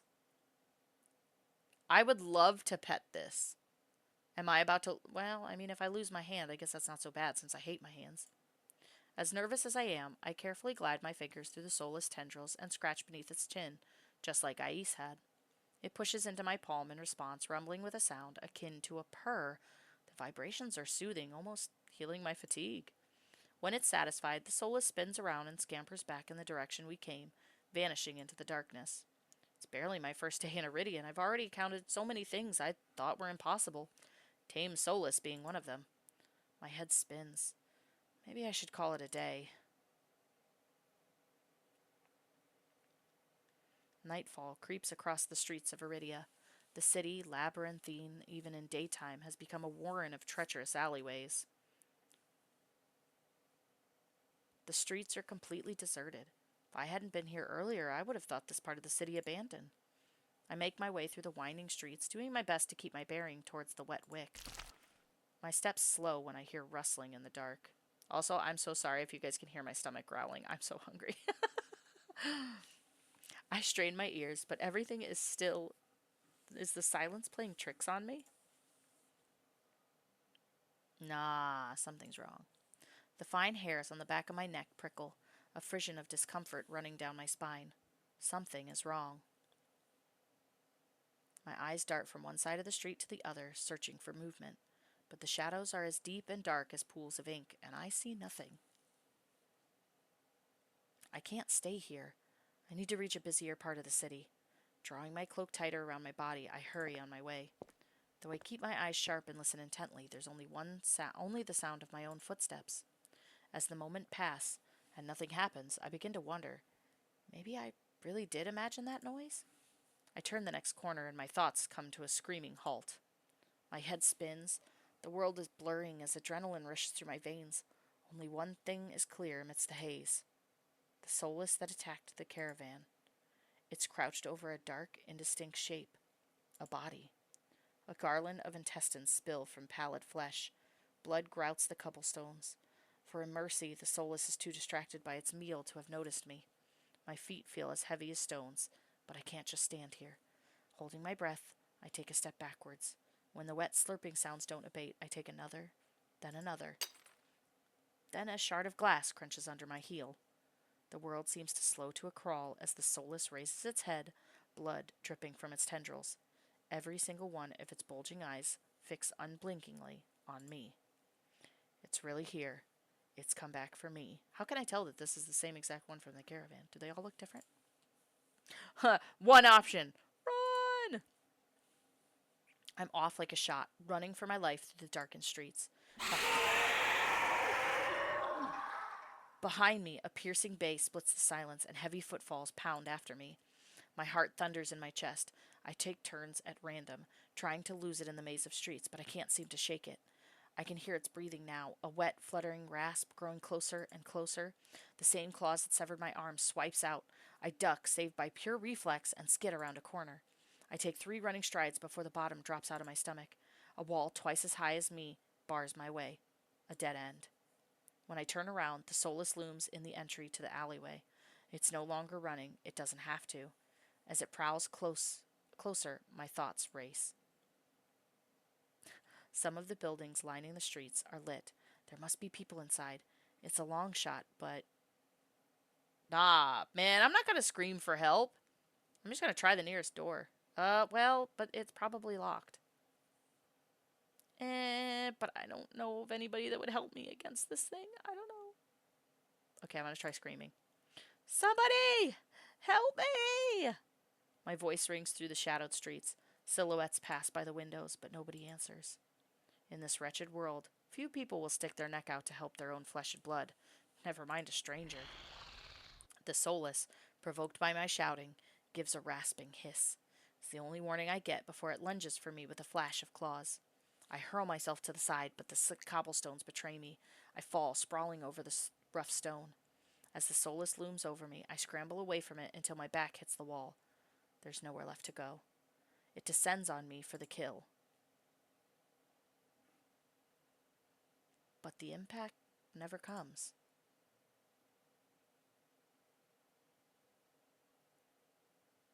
I warily crack open one eye, then the other, not sure whether I should believe what I'm seeing. A hooded figure crouches in front of me, one blood-stained hand outstretched. Oh, hey, it's the guy from the cenobium. Moonlight silvers the edge of their stiletto knife. Their face and hands are splattered with blood, and the soulless? My eyes dart past my unexpected rescuer to the misshapen form behind them. The soulless's many eyes, once restless and vibrant, now look dull and waxy. A red pool spreads slowly from under its body. Numb with shock, I can't help but stare. It's dead. After all the people it's killed, after nearly killing me twice. I can hardly believe it. Well, I gingerly take the offered hand. The stranger's gaze dips to my bandages. Pale lips part on the brink of a question, then close again. With a strength belying their slight frame, they pull me to my feet. Something about them is strange, unlike any human or monster I've ever met. Can't quite place my finger on why. As soon as I'm on my own 2 feet again, they pull away from me and start wiping the blood from their face and hands. Stay there. They turn away from me stiffly, leaning over the soulless, gangly body. With their back towards me, I realize that I saw their hooded silhouette at the cenobium. You're shorter than I thought. Yeah, this person saves you, and you're just gonna be like, man, you short. What? You saved me. I shouldn't have had to. Their harsh response takes me back. Before I can formulate a response, they continue. What are you thinking, traveling alone at night? This is far from the worst thing haunting Lowtown. I can't make heads or tails of them. First they save me, now they scold me? Lesson learned. I could do without the lecture, though. To my surprise, they break eye contact. Their attention glides back to the soulless corpse. They examine it with an inscrutable expression. I clear my throat to fill the silence. I'm Ella. Min. Suddenly, Min tenses. Their blade flashes as they drive it into the back of the soulless's neck. The soulless thrashes once, letting out a rattling hiss as their air leaves its lungs. Ooh. Min leans on the blade, driving it deeper and deeper until there's a sickening crunch, and the creature goes limp. My heart thuds in my chest. Must have been clinging to life by a thread. Min straightens up, withdrawing their blade in a single smooth motion. Better to put wretched things like this out of their misery. They calmly clean the blood from their knife. I swallow, my eyes still glued to the ghouling corpse. Why is the soulless inside the city? Min looks at me, eyes searching, before realization dawns. You're new here. There's no walls around the city. Soulless can come and go as they please until someone is contracted to stop them. The cenobium's patrols don't bother to protect Lowtown. Not anymore. Let me guess, you're not a fan of the cenobium? I wouldn't go that far. Their brows abruptly furrow, and they sheath their knife, motioning for me to follow them. It's not safe here. The vultures can smell death. I'm not quite sure what they mean, but I don't want to stay lost in this city. I trail behind them as they stride down the street. If it's so dangerous, then why are you helping me? You were making an unbearable racket. Next time you walk into a soulless's claws, at least die quietly. Their answer is stingingly harsh. You know what? Fine. Fed up, I don't bother holding back anymore. Fine. I don't know why you'd dive in out of nowhere to kill some dangerous soulless, then be rude to the person you help, but go right ahead. Min blinks, staring at me like my head just spun around my neck. They open their mouth, then close it, looking uncertain. I forge onward, gathering steam. How was I supposed to know there'd be dangerous soulless hunting in the streets? You don't have to be an asshole about it. You're not as spineless as you look. Ella? Oh, it's Chris. I turn, surprised by the voice. Chris walks down the street towards us. His white and gold clothing is pristine, despite the grime of the city. Hello, Min. I see that soulless was your work. Min shrugs. There's familiarity to the way they regard each other.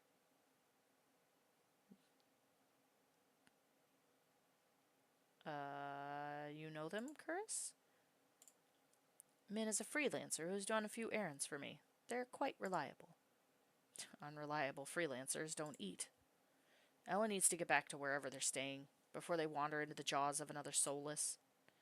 It is late. Were you able to find a place to stay, Ella? I'm staying at the Wet Wick. Both their faces fall. I see. Would you like a guide? It might be preferable to wandering about alleyways. That would be nice. Min clicks their tongue and sighs, sounding mightily put out. Going to the Amaryllis district? That gaudy suspect? Come, this way. Despite Min's clear distaste, when Chris leads me down the street, they keep pace with us. Catching my curious glance, Min's eyes narrow. It's not safe this late. I don't care about you, but Chris is the only doctor worth a damn in this place. Are you like this with everyone?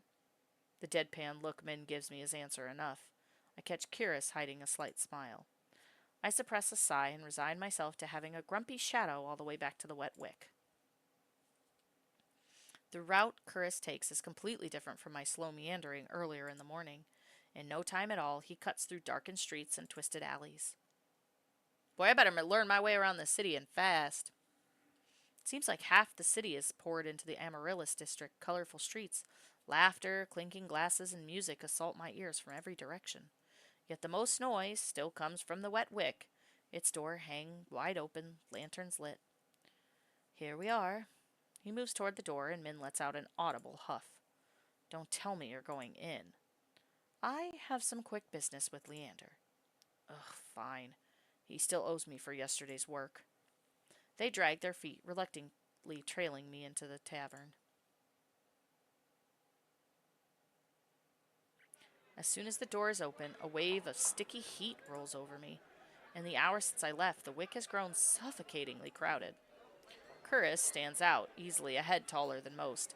Even so, I nearly lose sight of him amid the sea of swarming bodies. Pardon me. The crowd parts as though answering his request. Curris glances over his shoulder at Min and me before gliding through. How can anyone breathe in here? Min follows Curris at a clip pace. Leander is right where I left him. Although he's traded places with the bartender, he holds a pair of shot glasses filled to the brim with luminous green liquid. And now for the finishing touch. A flash of magic paints the glasses white with frost. You're never going to guess what's in these. Leander slides the glasses across the bar, and I get my third and fourth shocks of the evening in rapid succession. Ais leans against the bar, an elbow propped up on the counter. He catches the glasses and lifts one to the light before turning it upside down. The contents, magically congealed, stay firmly in place. You're supposed to make drinks, pretty boy. Don't tell me you're wasted already.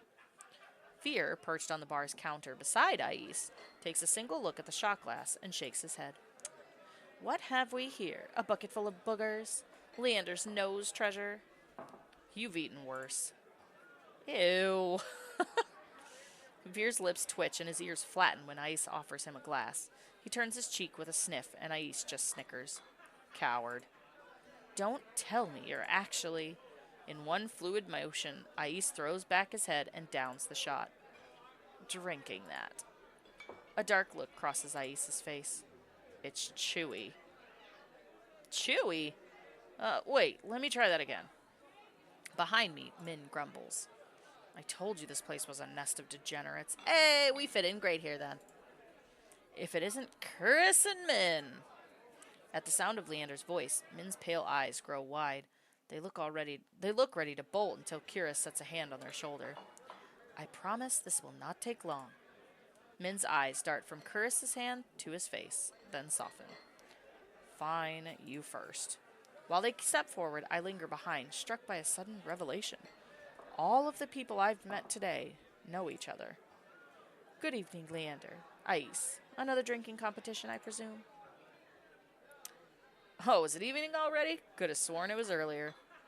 Just some friendly rivalry, Doctor. Nothing to be afraid of. Curris acknowledges Leander and Ais with the slightest nod, ignoring Veer entirely. Not that Veer seems to mind. He tilts his head and an impish smile curves his lips when he spots Min looming silently behind Curris. I almost didn't see you there, Min. Looking for your booster seat? Min pushes back their hood. They level Veer with a cool look. I thought Ais wasn't allowed to bring his pets in here. Veer's tail gives an angry twitch. At the first sign of an impending fight, Leander vaults clear over the counter. He slides in between Ais and Curris. Now, let's try and keep the peace. It's not every day the esteemed doctor takes us up on a drink. His arm snakes around Curris's shoulder. You're finally taking me up on that drink, right, Curris? I am afraid not. We are merely escorting Ella back to their lodgings. Curris gestures in my direction and my stomach sinks. I reluctantly step into the light. As soon as he sees me, Leander's face brightens. Ella, it's been too long. Everyone, this is Ella. They're new to Iridia. I feel 5 pair of eyes fix onto me, and suddenly the bar feels suffocatingly small. My voice nearly catches in my throat. Hi. Again. Again? Wait, you've already met everyone? Ais and Veer level me with subtly amused expressions. Veer's tail gives a lazy wag. We did. Not that long ago, either. I'm starting to suspect they're stalking me. He looks far too pleased with himself when I roll my eyes. This calls for drinks. What does everyone want? In an instant, all eyes turn to Leander, freeing me from the burden of attention. I still can't believe they all know each other. Watching them talk amongst themselves feels surreal. But for the first time since I undertook the journey to Iridia, I feel a faint glimmer of hope. I think, no, I know I was meant to meet them. The low, pleasant rumble of Leander's laughter pulls me from my restless thoughts. Ha! Well, color me surprised. You make fast friends, Ella. I wouldn't go that far. We're more like acquaintances? A wise man once said that acquaintances are merely friends you haven't shared a drink with yet. A wise man. You said that. Here. Last week. I can hear Min's lips curl with distaste from across the bar. Leander clears his throat and continues, unperturbed. Let's toast to Ella's health. Care to join in, Doctor? Curris politely declines with a wave of his hand. How about you, Min? No. Are you? No. A resounding pop pierces the din of the bar. We all turn in the direction of the noise. Veer looks almost bashful as he accepts an overflowing flute from the bartender, poured from a bottle so old its label has been worn blank. They serve champagne here? Since when? Veer pauses in the middle of licking champagne foam from his fingers with a coy smile. You don't mind, do you? In a transformation as impressive as his magic trick, the concern on Leander's face vanishes. He laughs softly. No, be my guest. I know you've got expensive tastes. Then he shoots the bartender a frantic look. Unbothered or uninterested in his company, Ais cants his head at me, a light smile on his lips. How about you, Sparrow? I did say I'd buy you a drink earlier. No, no, no, no, no, no. My treat. Ais regards Leander over the lip of his glass. In the dim light, the glint in his crimson eyes looks downright dangerous. What'll it be, Ella? Fuck you all. I'm drinking water. Water's fine. Allow me. Leander pushes away from the counter to go flag down the bartender, leaving me with Curus and, more distantly, Min. I'm not the least bit surprised that neither has bothered ordering anything. They both seem ready to leave at a moment's notice. Water is a wise choice.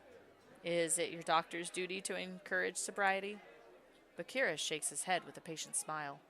The drinks here are notoriously watered down, most likely to cut costs, but it only encourages the patrons to overindulge. Min looks up from adjusting the laces of one of their bracers. The only reason anyone bothers coming here is for the cheap rooms and cheaper drinks. Perfect conditions for terrible mistakes. Almost sounds like you're speaking from experience. Their pale face reddens, and they look away, scowling. Leander returns with a glass of water that I accept with a murmured thanks. He claps, drawing the attention of the group. All right, everyone, let's toast. May Ella's stay in Iridia be full of bright adventures and discoveries. Cheers! Leander, Ais, and Veer raise their glasses in unison. Min only crosses their arms, and Curus watches with polite indifference. The water is bitter, cold, and tastes faintly metallic, but I savor it all the same. Gross. I should be. I'm super hungry right now. I'm hoping that this is like the end of a chapter or something. I'm hoping. Gradually, the din of the crowded bar fades to low murmuring. I find myself relaxing for what feels like the first time in years. Aren't you the popular one, Ella? I'm guessing you met Curus first. It would be more accurate to say that I found them. He saved my life. I merely performed my duty as a doctor. Although I must admit that I was confused when I woke up missing all my clothes. Leander makes a choked noise. Somewhere behind him, Min sighs. It's not what you think. Ella was in grave condition. I could hardly treat such injuries through tattered clothes. The silence that follows stretches uncomfortably long. I look away, unable to face Curus's disappointment, and catch Veer snickering behind his hand. That's my cue to change the topic. Curus isn't the only one who saved me today.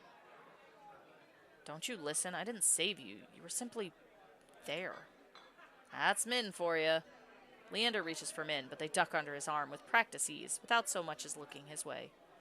As reliable as they are moody. You're one to talk, considering you neglected to warn them to stay off the streets at night. Oh, I must have gotten a little distracted. Min's only response is a short breath. At any rate, I never got a chance to thank you, Min. Don't. The less soulless alive, the better. For a heartbeat, Min's eyes flick towards Ais, and their lips twist. Ais is too busy nodding along to Veer's enthusiastic pantomime of stabbing to notice, lost, no doubt, in an enthralling discussion. I've had enough of this health hole. Let's go. Min and Kira share a brief look, then the doctor speaks up. Very well, but there is something I must discuss with Leander, if you'll excuse us, Ella. And just like that, the three of them depart, leaving me alone to sip my water in silence. Or so I think, until I hear a voice so soft and low it's basically a purr. Lost your tour guide? I turn to find Crimson and Pink eyes trained on me. It's not lost on me that they chose the instant the others left to strike, just my luck. I had to be abandoned with the two most irritating people I've met all day. Monsters or not, there's no telling what I'll do if either of them push me again. Don't tell me Leander's already snuck off to get his knob slobbered out back. Jesus. He's got business with Curious and Min. 2-on-1 business. Isn't he lucky? I can't tell if it's the champagne or the company, but Veer has grown noticeably more relaxed. He sits with his chin propped on the back of his hand. His ears twitch whenever a hiccup shakes his shoulders. Why are you so far away? Come join us. He pats the empty bar stool beside Ais, but I hesitate. The smile Veer wears is sweet and distinctively sly, and with drinks in the mix, I dread how he and Ais will mess with me next. We don't bite. I'm not sure about that. Just hours ago, he tried to rob me, and you threatened me.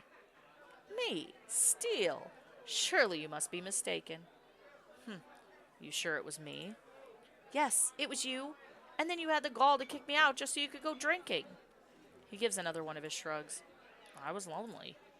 A simpler answer than I expected, but I guess I can't fault him for that. Veer suddenly slumps forward, gossamer sleeves pooling where he rests his elbows on his knees. Ais sets his hand on Veer's waist, narrowly preventing him from tipping off the counter. How about we start fresh, Begin with proper introductions, get off on the right foot and whatnot. I'll start. The name's Veer, Hunter Extraordinaire. Veer's right hand flutters to his chest, and he bows his head, flinching when hair falls into his eyes. Ais doesn't say anything, so I suppose it's my turn now. It's Ella. Veer considers me for a long moment, his tail idly swaying behind him. Then he knocks back the rest of his champagne. It's a pleasure to formally meet you, Ella. He says my name slowly and deliberately, savoring every syllable. A tingle jumps down my spine. I quickly turn my gaze away. Ais smirks at my reaction over the rim of his glass. Is something funny? Nope. I open my mouth and close it just as quickly. They want me to react, goading me into another ridiculous game. While their sharp cat-like eyes keep me on edge, something about this tension is fun. Must be the exhaustion. A flash of white over Ais's shoulder catches my eye. Across the bar, Chris heads for the door. I don't see Leander or Min, but it feels wrong to let him leave without saying goodbye. I'll be back. Veer hums and wags his fingers at me as I leave. I slip through the crowd, careful not to touch anyone, but just as I'm nearing Curious, I stagger, shoulder checked by a man with a neck thicker than both my thighs. Damn. He stares down at me, nostrils flaring. Out of my way, shit stain. Asshole, I mutter while massaging my throbbing elbow. The roughneck wheels around, shoving a bloodhound out of the way so he can close in on me. What did you say? He shoves me backward, sending me stumbling to the sticky floor. I'm fine, but my heart leaps in my throat when I see the roughneck bearing down on me. You trying to start something here? Thick thighs save lives. The roughneck freezes, his fist cocked back. A group of bloodhounds called by the commotion circle him, sizing him up. For what feels like an agonizing long moment, the roughneck looks from me to the bloodhounds. Finally, he sniffs and spits on the floor next to me. The lob narrowly misses my cheek. Screw it. Too many freaks in this circus tonight. He turns his back on me and comes face to face with Ais. A dangerous smile spreads across his face. You'll do. What happens next is a blur. Ice's fist crashes into the roughneck's jaw, causing an eruption of gas, shouts, and even cheers around us. I scramble to my feet right as the frantic crowd swarms around me, cutting off my sight of everything and everyone. Through the ruckus, I hear Leander shouting, "Hey, hey! Ice! Take it outside! Ignore him, everyone! Look, drinks are on me!" With those 4 words, the wick erupts with hoots and hollers. The ring around me disperses as bloodhounds and onlookers rush towards the bar. Through the thinning crowd, I catch glimpses of familiar faces. Ais vanishes out the back, dragging the roughneck behind him. Curris lingers near the door, searching, I suspect, for any wounded before he departs. Min draws their hood up tight as they slip out a side door, while Veer leans over the counter to swipe a glass of wine from behind the bar. And Leander, seated at the opposite end of the bar, gestures dramatically and apologetically at the bartender. In the space of a heartbeat, I realize that there's no telling when or if I'll see any of them ever again. Whoever I pursue may be the last person I get to speak to tonight. I follow. Oh God, I have to make a choice?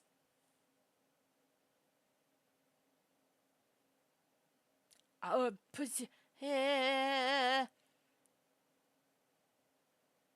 gonna say Leander. Because Ais is in the middle of fighting some dude and actually wasn't quite nice to me. Curious is nice, but he's leaving. Min, thank you, Min, but you seem like you also don't really like me. And Veer is Veer. I'm gonna go talk to Leander. For the second time today, I find myself squeezing through a crowd to reach Leander. As soon as he sees me, his easy smile fades. Are you alright, Ella? I'm not used to someone looking at me with such earnest concern. I've been through worse today. From the sounds of it, you've had quite the day. How are you holding up? Not bad, considering I've been threatened, robbed, and come close to dying too many times to count. I should have known not to let you out of my sight.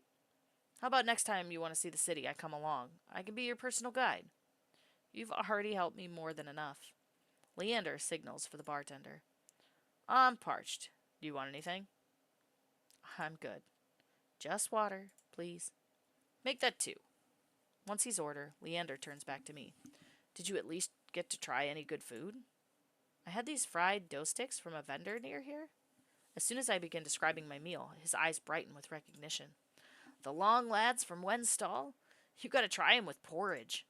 There's another stall about a block away with these rosewater rice flour cakes. Take one bite, and you'll think you've been transported to some high-town patisserie. I don't know how to say that word, I'm going to be completely honest. Then, bam! You open your eyes, and it's the same trash-lined streets as always. When he laughs, his hair falls over his eyes. He shakes his head and pushes it back. I'll show you sometime, if you decided to stick around Lowtown, that is. The Iridia Leander describes is far different from the one I've experienced. But if you live anywhere long enough, I suppose it becomes home. Seems like I'll be here for a while. Maybe I'll take you up on that. The bartender returns with a pair of glasses and pushes them our way. Cheers.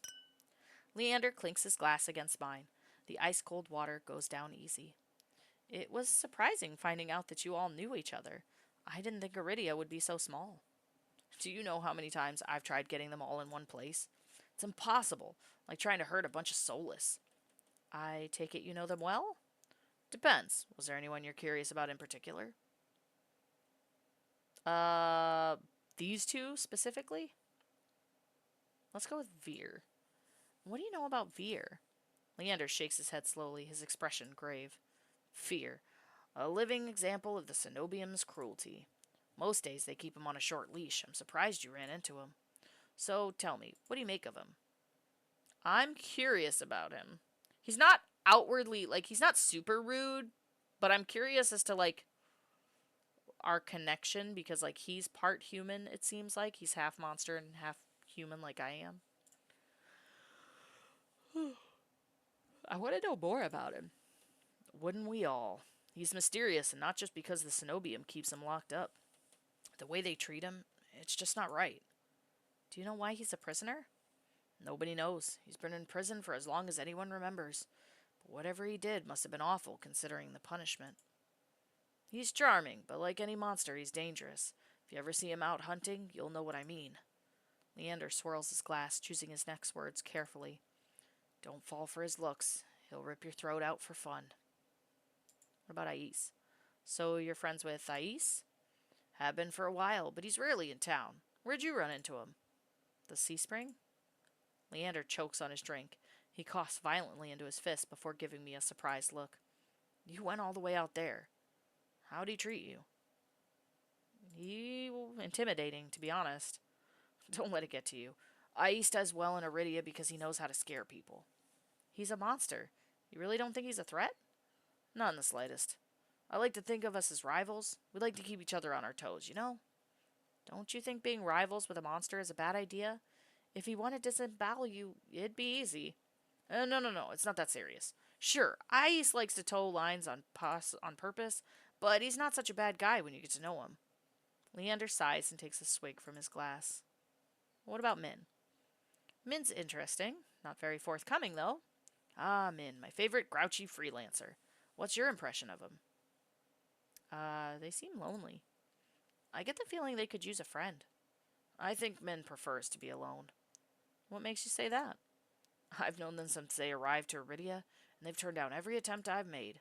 Well, almost every attempt. Leander, you sly dog!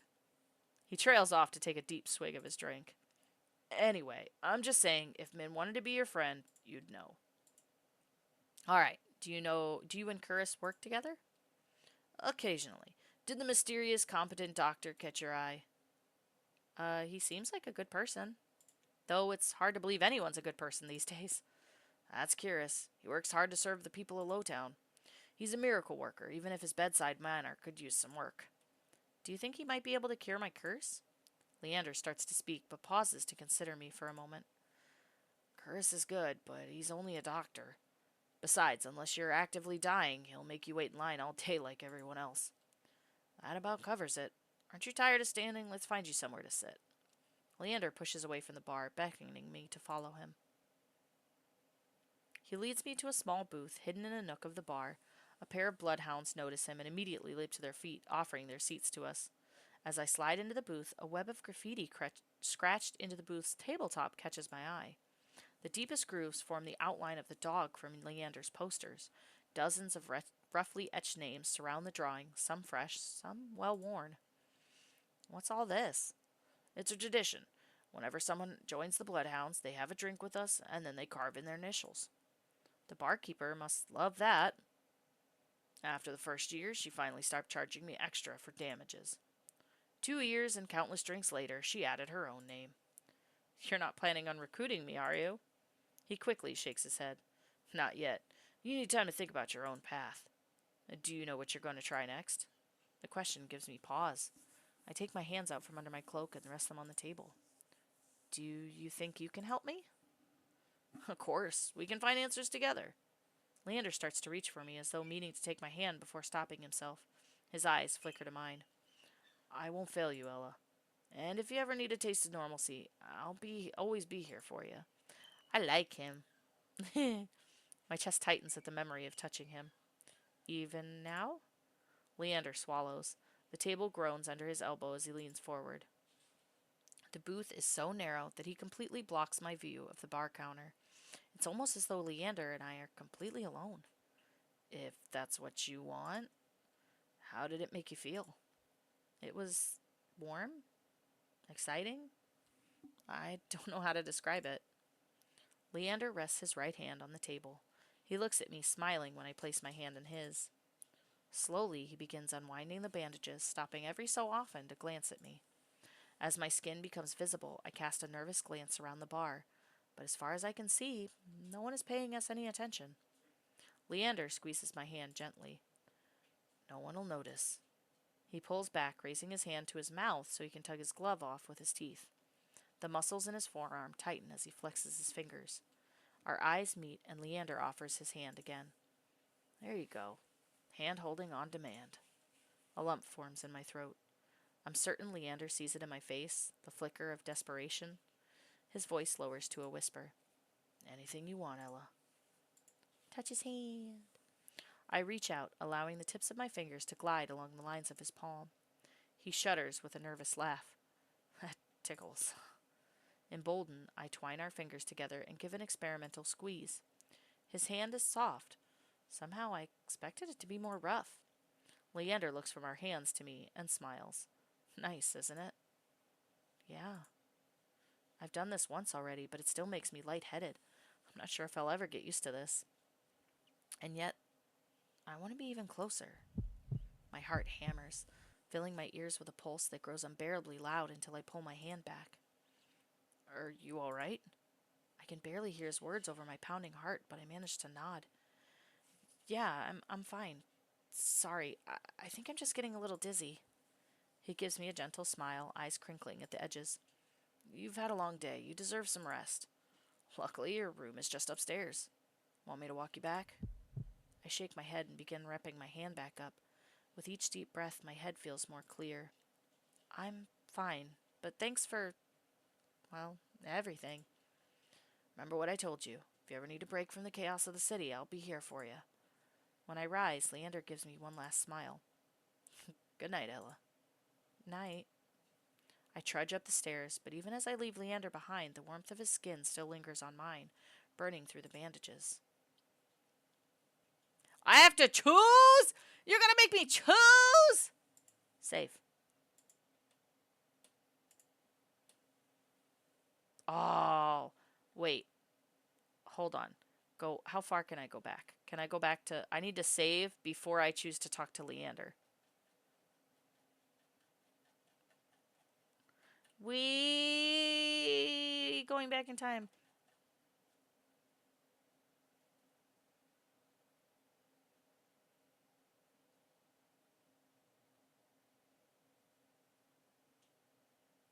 Okay, now I save. Okay, save there too. Ah! No! Okay.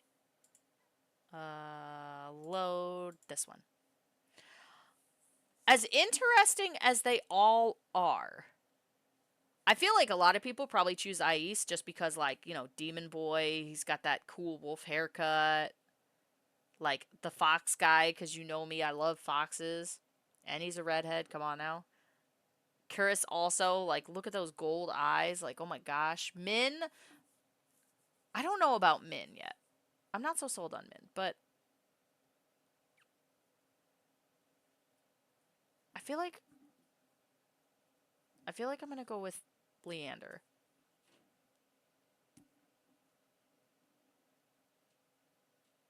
Full right. I could see. It's the white hair, isn't it? I think I'm gonna have to go with Jim Hawkins over here. The heroic mage. Leander offers you something that should be impossible, a taste of normalcy free of your curse. As the first person to withstand your touch, he could change your life, but some things are simply too good to be true. Leander promises to help unravel your curse, but at what cost? Let's read them all. Veer serves as a warning of the dangers posed by the cenobium. As cunning as he is curious, Veer finds you fascinating and insists that he can help, but trusting him means entrusting your life to a collared beast with a lethal reputation. Can Veer protect you, or are his honeyed words a trap waiting to snap shut? I'm just reading them all. An intimidating yet laid-back outsider, Ais presides over a sea spring with unnerving powers. He offers you a miracle, but the price means submitting yourself to the horrifying presence at the heart of the spring. Will you gaze into the abyss for answers, even at the risk of losing yourself? That's a high price. From all appearances, Curus is a principled doctor of extraordinary skill, but you know little about the man beneath the professional mask, and Curus keeps even his friends at a cool distance. If you uncover his deepest secrets, will you like what you find? And Min. Despite their cold nature and familiarity with violence, Min is just as desperate as you to get into the cenobium. You may be able to help each other, but they're keeping as many secrets as you. They claim they're dangerous, but could they be your only chance at getting into the cenobium? Leander. Thank you for playing. No! That's the end! Don't tell me. Don't tell me this is the end of the demo. Don't you dare. Don't you dare.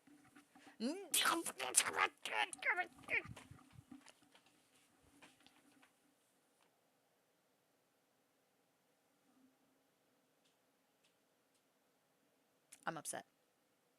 I mean,